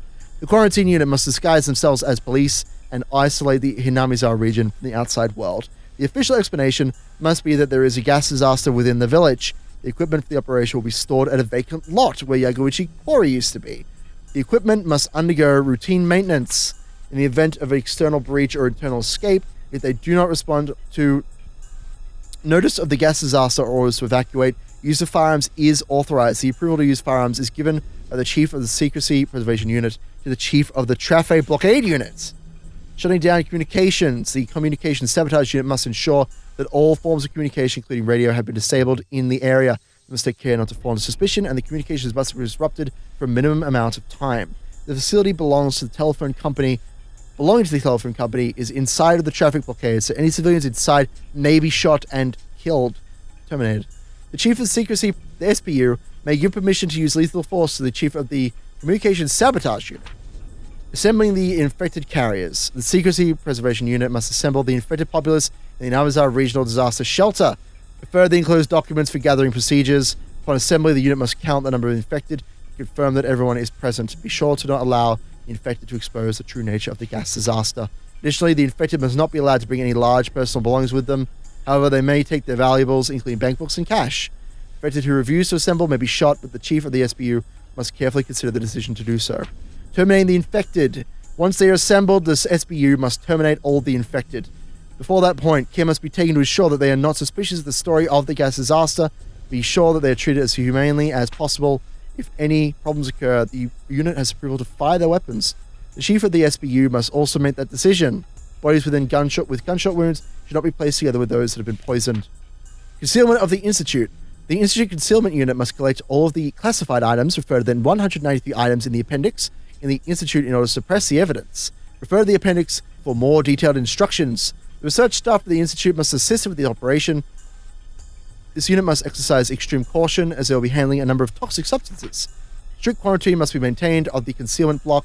The airproof door must be ordered shut, and the underground area must be flooded. Thank you very much. There's a secret room under the. Thank you very much, ladies and gentlemen. It's been Yeah. a pleasure taking you on this tour. Finally, the important line. The entrance to the area must be walled shut and concealed completely. Furthermore, the concealment block will be completely removed within 3 years. The Institute Concealment Unit must eliminate all civilians who would try to approach the Institute. The use of firearms is not permitted except in emergencies. The chief of the SBU, may give the order to fire. Searching the village. The SBU must search the whole village for any survivors. Any person who was not present during the assembly must be found. Any survivors found after the termination of the infected may be shot immediately, may be shot. However, if the survivor is willing to surrender, do not shoot and instead take them to custody of the SBU. Shout out to Keiichi and to Higurashi. Hooray! The unit must then terminate the captive using the same method as for the other infected. Post-mission transfer to General Forces. Transfer the job to the official disaster recovery team. Make sure not to arouse suspicion. Complete withdrawal. After the completion of all operations, the SBU will retreat from the Namizawa area. They'll get the heck out of Dodge. They must be careful not to be suspected by the disaster recovery team. I should have sung this, honestly. Furthermore, the Institute will continue to secure the concealment block until complete removal is Unfortunately, we finished. don't have any musical instruments in the studio to back you up. That's true. The queen and her carriers. It's assumed that the pathogen has the same characteristics as creatures such as ants. There is a queen of the carriers of the disease, just like there is a queen ant, and the position has been passed down through the Furude family. This assumption is made based on the legends and ancient writings that have been passed down in the village. It's already confirmed that the carriers have a tendency to protect their queen. Additionally, the queen carrier can only survive within the boundary of the village. Probability of outbreak. As ordinary patients will become ill when they travel far away from the Queen, it's assumed that the further and longer they are away from her, the higher the chance of symptoms occurring becomes. Also, mental state plays a strong factor as well, and it's estimated that those who are especially emotionally unstable or show strong yearning for their home are more likely to exhibit symptoms. It's believed that the Takano relaxation method is the most effective means of suppressing symptoms, but if the patient still shows no improvement, only returning them to their home and the Queen will be effective. Concerning terminal patients, as they suffer from extreme persecution complex, are incapable of functioning within society. He's gone, ladies and gentlemen. Cases of arson and murder have been confirmed. They may present severe problems for their units. Records show that terminal patients appear even in Hinamizawa. You open the door to let the air in. I appreciate that. I'm sweating. I here. know. I also have just not stopped. Like, I have stopped once for a break to catch my breath. Let's go. Getting nuts. Let's go. Terminal patients appear even in Hinamizawa, and they will not recover even if located near the Queen. Like fucking Sadako, literally living with her. Therefore, the decision to dispose of the problem must be made as soon as possible. It's recommended that the infected be quarantined before they start behaving irregularly. We suggest tracking down those formerly from Hinamizawa and place them under special medical observation. The collapse of the carrier community. That's a good title for a book. For the aforementioned reasons, we predict that should the Queen carrier die, infected villagers will exhibit terminal symptoms on a village-wide scale. Terminal symptoms will begin showing within 24 hours at the earliest and 48 at the latest. For that reason, the final decision must be made within 48 hours. Based on the size of the village, neither ordinary officers nor the military police may be able to control the chaos they may bring. They cannot, in fact, adopt a wait-and-see strategy, funnily enough. Fancy to parallel that. some shit from earlier on in the story. We believe the best response is to treat them as an armed anti-national uprising and immediately suppress them with the military. January 1945. 2. Colonel Koizumi of the Supreme Council for the Direction of War. Yes! The payoff! Yes! From Hifumi Takano. Oh! You did it. After all these months, the one question It's finally been answered. Yay! Yes! I love it. Now, we don't really know who he is, but we know that he exists now. Doesn't matter. We know who he is, Ben. We know who he is. All right. Let's do it. Oh. June 23rd, 1983. Document E4-20 for the 58th Defense Commissioner and TCOM 733 Commander. TCOM 733 is hereby ordered to be on standby within 24 hours armed for urban suppression. The company commander must also thoroughly study Emergency Manual 34, which we just read. Select personnel carefully with the preservation of secrecy in mind. Additionally, test the effectiveness of the vaccine within the sport. With the support of the National Research Center of Infectious Diseases, employ those with positive immunity. June 23rd, 1983. Document E7-11 for the 58th Director of the NIHS. Attention, Equipment Testing Company Commander 733. The National Research Center of Infectious Diseases, Infectious Pathogen Department 313. So much white noise. Official seal admitted about the Hinamizawa syndrome. This is information regarding the syndrome. The syndrome is an infectious disease caused by a virus. There are no initial symptoms. Instead, their onset begins when the patient's emotional state becomes unstable or if the Queen carrier dies. The main symptoms of the illness are hallucinations and emotional instability paired with an extreme persecution complex. Furthermore, patients are frequently unaware of their own... He's nodding. He agrees with me. Excellent. Patients are frequently unaware of their own mental abnormalities, making identification outside examination nearly impossible. The only way to do so is by observing symptoms indicative of terminal abnormal behavior. In many cases, patients engage in antisocial behavior, which is the largest issue created by the syndrome. This behavior is caused by hormonal factors, as this disease mainly affects the mind as opposed to the body. In the end, the patients will experience extreme irritation in their lymph nodes and they will claw at their throat or wrists. This is the only symptom that is recognized by the patient. Important points regarding the sterilization operation. This is an advisory notice for virus control. The pathogen is an airborne infectious virus, therefore no effective preventive methods exist and inoculation is required. After the mission is completed, all staff members must take a medical exam and those with positive test results must come forward. Be cautious when interacting with the carriers, villagers. Even after inoculation, any contact with their bodily fluids will cause infection. Do not come into direct contact with them. If assumed infected, individuals must use the testing syringe and test themselves for disease. If you feel an extreme irritation in your lymph nodes, it's likely you have terminal symptoms. In that case, you must get tested immediately. If test results comes out positive, inject the treatment medication C120. If the irritation persists after 10 minutes, use a second injection. If there is still no change, seek treatment at HQ. Do not use C120 if your test results are not positive. If used on a healthy body, symptoms of high fever, rashes, dilated pupils, and hallucination will be observable within 10 minutes. If this occurs, one must seek treatment at HQ. Shout out to Rika in Mayakashi. I got it. Thanks, man. I'm just making sure everyone's on the same page. Government officials, because we are literally explaining every mystery right now. I know. It's great. Government officials explain the entire situation in a luxurious meeting room adorned with a marble table and crystal ashtrays. The chief cabinet secretary was in a panic. He'd never heard about any of this before because he was a dummy. Things of panic were only natural. Only natural. Pause for effect. One girl's death was going to drive 2,000 villagers into a frenzy. Well, 1995, I suppose. Hearing the disease like that exists was surprising enough, but on top of that, it was secretly researched for military use, and now there was a horrific situation caused by the director of the local research institute engaging in embezzlement. For the love of God, take this.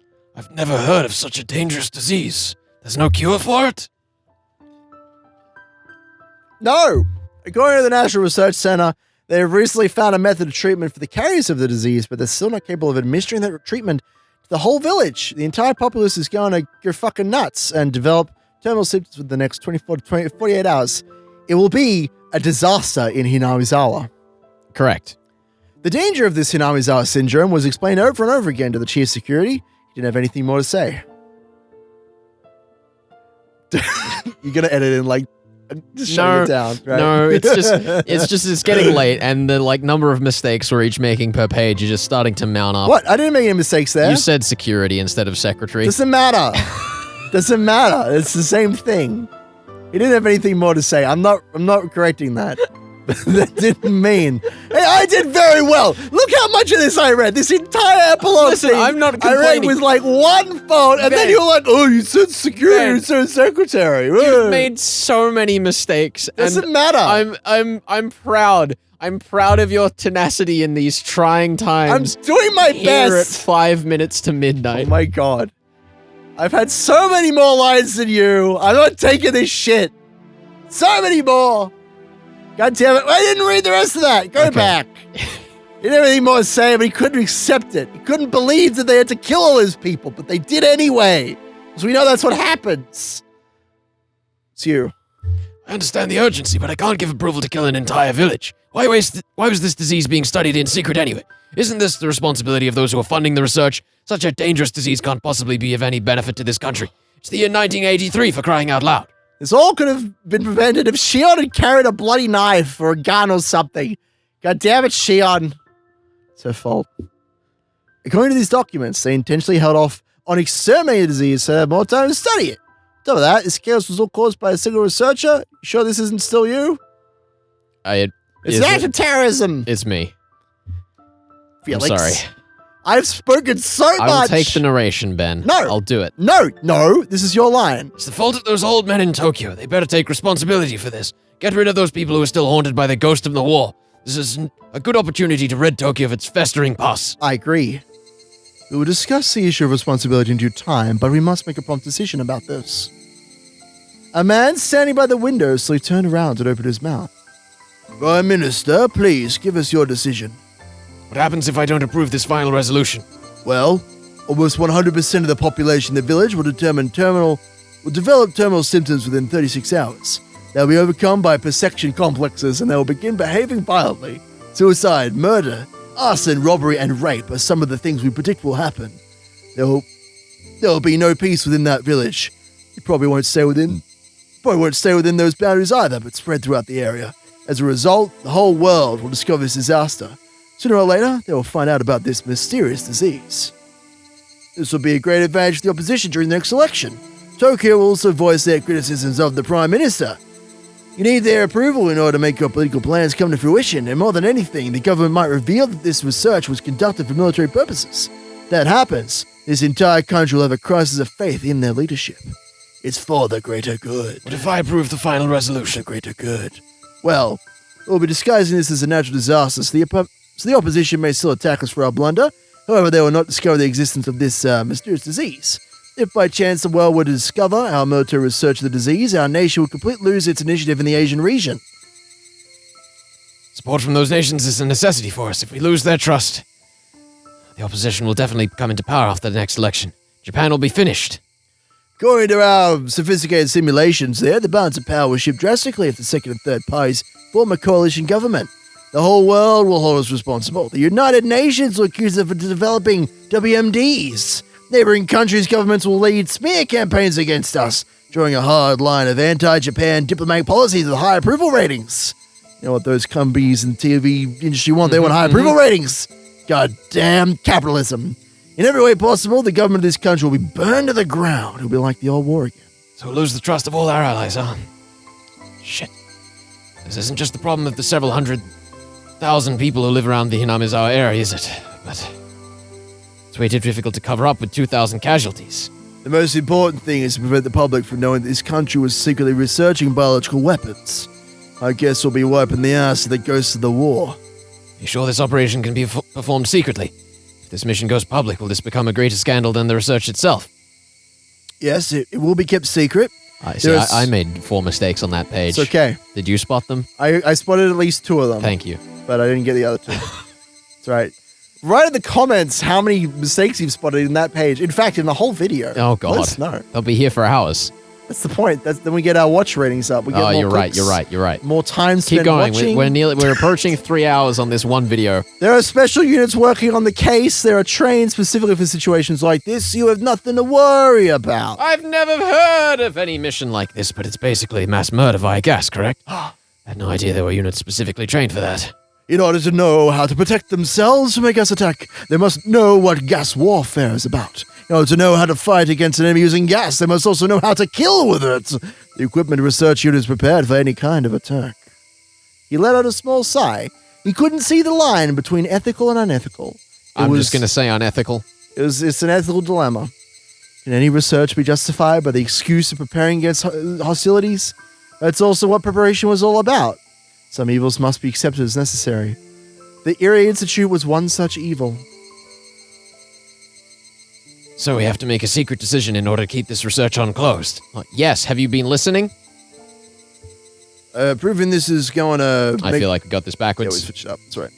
So we have to make a secret decision, nerdlinger, to make this research undisclosed. Proving this is going to make us guilty. Are you sure this information will not leak from the members of this unit? That will not happen. The members were carefully selected from a group of extremely loyal men that were found on the side of the road. We've never performed an operation such as this, but they are highly experienced. They will not leak any information whatsoever. They're an assassination unit, huh? Prime Minister, please give us the approval to administer Emergency Manual 34. Director General of Defense, you sure this operation will succeed? You sure we can stop this from going public? Or can you keep casualties to a minimum? Yes, sir. The preliminary orders have been sent out and preparations are complete. We'll execute the mission as soon as we get your approval, sir. I can't give the approval to slaughter 2,000 innocent people. However, as Prime Minister, I have an obligation to minimize the number of casualties. Don't choose, no. Prime Minister, I understand your ethical dilemma. Director General, please make a concerted effort to minimize the number of victims. If these 2,000 people can't be treated, please do what's best to prevent additional victims. Yes, sir. Thank you for your approval. We'll return with positive results. That's if you call 2,000 casualties a positive result. Akuno-kun, please set up a meeting with Tokyo as soon as possible. I have to hear an explanation directly from them. Understood. By the way, did they arrest that Irie, the Institute director?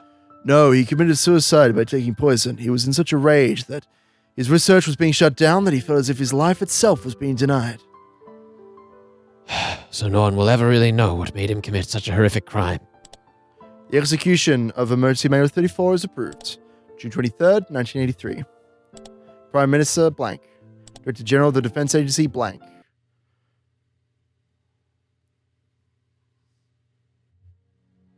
We're going to go through this. Oh, God. There's a lot of this. They could have just... Tips, yes, I agree. It would have made it feel a lot different. They could have just not... Also, they could have put hints about the manual in the tips. They also could have not explained what the manual was and then had this happen. But anyway, it's fine. Let's do it! For logistical reasons, you may not bring any large items with you. You cannot carry any luggage. I repeat, you cannot carry any luggage. You may carry only valuable items such as bank books and cash. Please do not use your own vehicle to evacuate. It will cause confusion. It was the middle of the night, and yet countless villagers were out and about. Some of them were locking their doors, some of them were watering their plants, and some were piling up food in their dogs' dinner bowls. Small children were crying in fear. Members of the town council were yelling angrily while counting up the villagers. Reportedly, the village had been cut off from the rest of the world after volcanic gas gushed out of the mountains. The number of policemen and military units in the village, added to the strong smell of sulfur in the air, dispelled any doubts the villagers might have had. The more religious among the elderly were convinced that this was the curse of Rika Furude, who had passed away the day before. They were certain that Oishi was enraged and that the door to hell had been opened. Soldiers wearing gas masks guided the villagers to the evacuation center.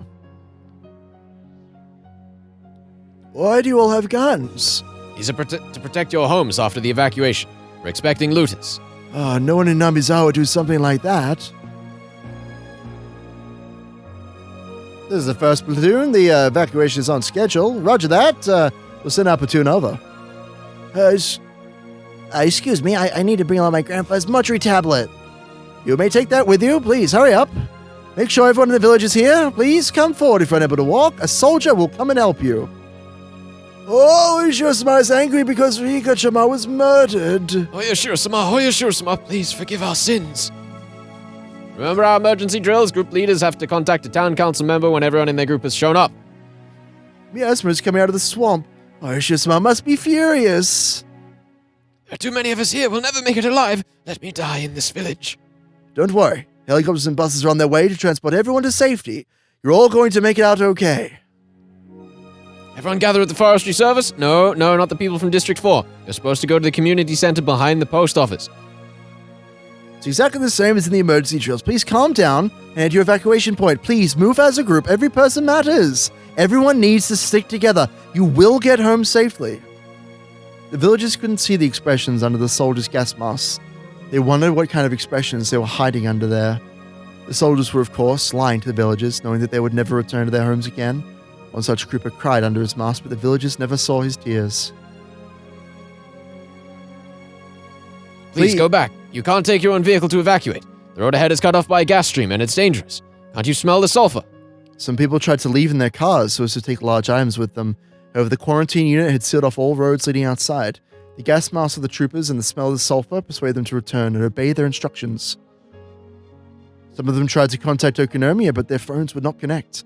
Lines were busy, no matter how much they tried. They simply assumed that the phone lines were overwhelmed because of the disaster.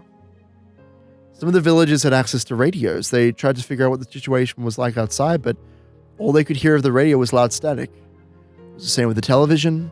They couldn't contact anyone outside the village. They were totally isolated. And so they had nothing to rely on but the instructions of the police and the military. They were all like moths heading towards the light, never doubting they would be safe there. One old war veteran listened to the noise from the radio and muttered, "This is exactly how it sounded when the Americans jammed the radio waves during the war." And as it turned out, he was absolutely correct. However, he turned off the radio when his son urged him to evacuate. The villagers had all gathered at their evacuation points. Some of them were at the school and some were at the community center.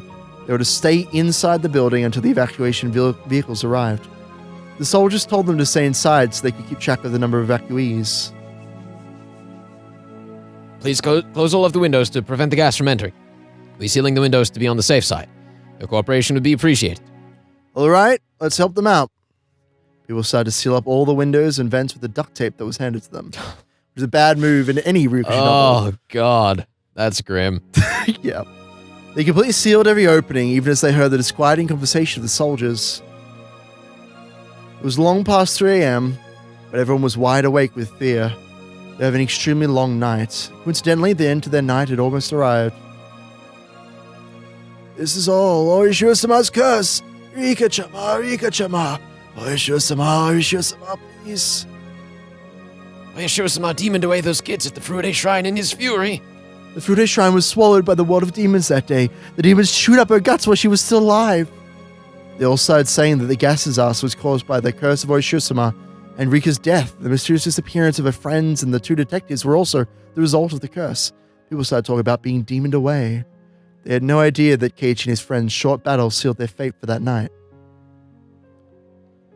Now on the other side of things, we understand everything.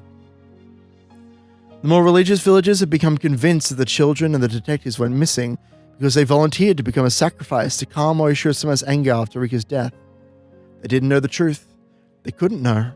Not one realized that Keiichi and his friends' efforts had all been in vain. Indeed, in Hinamizawa, everything that happens is the will of Oishi-sama. But why did it have to be that way?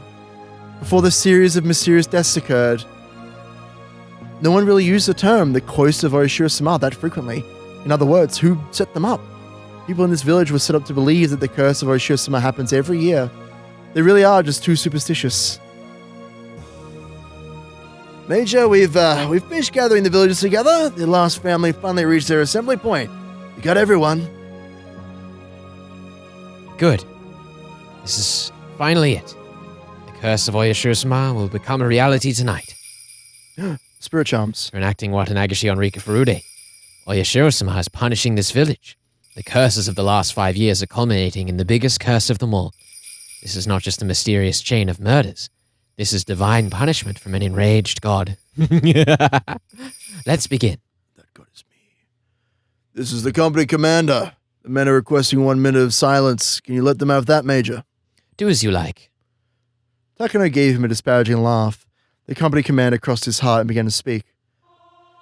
Dear Heavenly Father, please guide these innocent people. Their sacrifice will save the lives of many others to come. Please forgive us for committing this sin.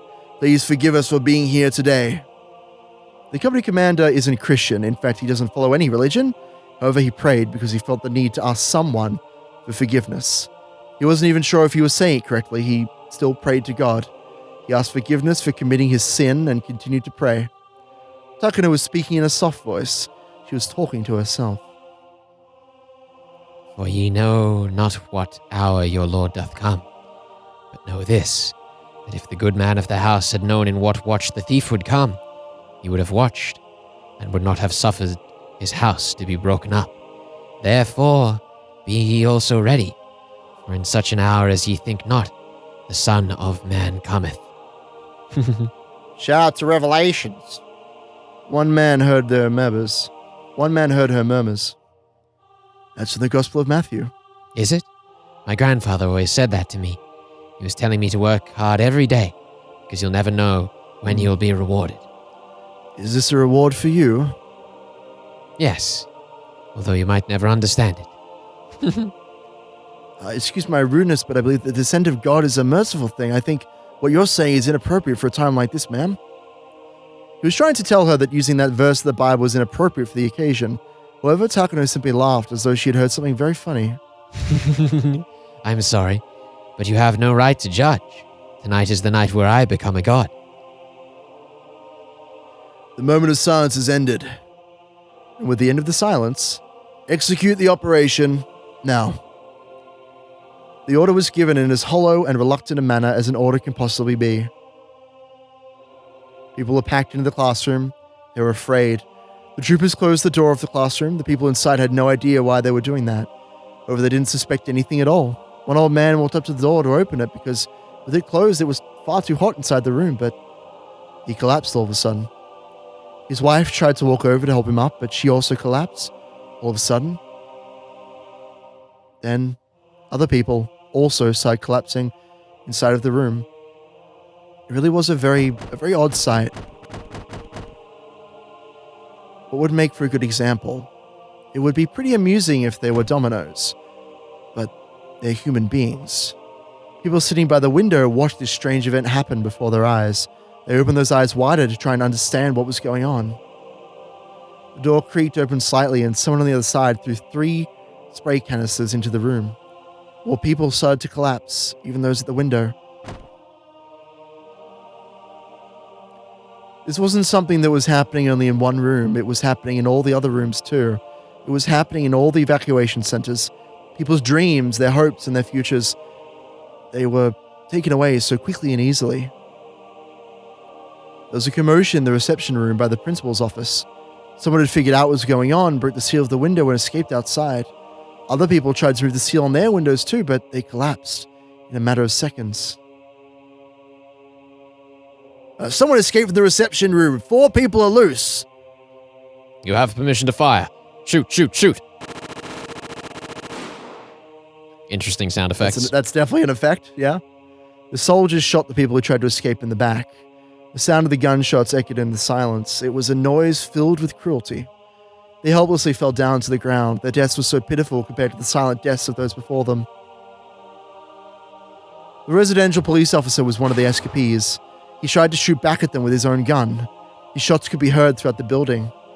The soldiers ducked in the shadows upon hearing the noise. The officer seized his chance and ran towards the gate. But that was just a waste of time. Not only is the range of the automatic weapons they were using longer than the length of the schoolyard, but as trained professionals, it would be nothing for them to shoot him from that distance. The villagers had no choice. Either they'd die from the gas without realizing what was happening, or they'd find out about the mission and be killed. What happened? Did they fight back? Respond! We've shot all the fugitives. One of the residential policemen shot back. Collect those bodies. Do not put them with the other corpses. The soldiers walked over to the 4 fallen bodies. They needed to make sure that they were all dead, not just injured.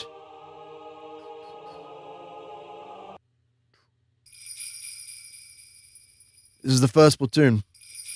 The forestry service building has been sterilized. For escaped, we took them down. This is the second platoon. Sterilization complete. No one escaped. This is the third platoon. More than 10 escaped. We're conducting a sweep. It'll be over soon. This is the fourth platoon. Sterilization complete. No one escaped. This is the third platoon. We've taken out all 13 fugitives. Sterilization is now complete. Roger. Start counting the bodies. Make sure the total matches the original number taken earlier tonight. Damn. Takano was laughing to herself inside of the van. She didn't physically see all those people dying silently, but she saw it anyway. She saw countless people dying without even noticing it. She saw it all in her mind. Takano waved her arms in the air. No one was watching her, but no one would understand what she was doing even if they were. She was waving her baton. Takano was pretending that she was the conductor of this silent funeral march. Major, the sterilization is complete. We are going to reconnect the phone lines. Sure, go ahead. This is the Institute Concealment Unit. We've removed all the classified items and welded the entrance shut. We're currently flooding the underground facility. This is the traffic blockade unit. Everything is proceeding as scheduled. This is the Communications Sabotage Unit. We've reconnected the phone lines. The telephone facility is back to normal. Takano was paying no attention to those reports. She continued to sing the melody of an orchestra. One operator spoke to her. You seem to be in a good mood. Yes. It feels so good. I bet you can't hear it. This is the hymn that glorifies God. A hymn? Takano laughed loudly, spreading her arms wide. That's right. The hymn. A new god has descended to this village. There was no god in Hinamizawa. Oyashiro-sama was just a name. This was an old backwater village with no real god, but I brought a god to this place. You understand what that means? I bet you don't. How many gods in this world have the power to curse people? How many of them can challenge people? None of them. But I did it. Takano laughed as if she was the only one who could comprehend what she was saying. None of the operators inside the car could comprehend her laughter. Takano was satisfied to know that. A god is not a god without a curse. Gods are feared because of their curses, and they're worshipped because they're feared.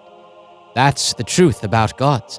If faith alone is what creates a god, there's no need for curses. But the ancient gods all cursed humans. Then what is a god's curse? It's the proof that a god is real. Gods aren't gods if they don't curse people. I found evidence of the existence of God in this poor village. I thought this was a message from heaven. Hinamizawa was without a god for 100 years until the end of the dam conflict. I believe it's been my mission to restore the god's existence to this village. Heaven supported me and granted me power. I've raised the bud of a cursed plant with the faint seeds of coincidence granted to me by heaven, and now this budding curse bears fruit and hangs ripe. Do you understand? Tonight is the night of the harvest. This is the final curse of Oyashiro-sama, and from this day forth, Oyashiro-sama will be a real god. You may not see it now, but someday you will understand. You'll see how grand this plan I accomplished was, how long it will be told in history, and how great I will become. God's curse. I made that curse happen. I am the curse of Oyashiro-sama. Worship me and be fearful. I'm creating not only death, I am writing history. History will speak of this curse and remember my existence forever. I am the curse itself. I have transcended this flesh. My legend will endure forever beyond my mortal life. My existence is eternal now. Curse yourselves and curse your powerlessness. Realize how great I am. I am Oyashiro-sama. I'm a god now. My flesh may die eventually, but I'll remain in this world forever.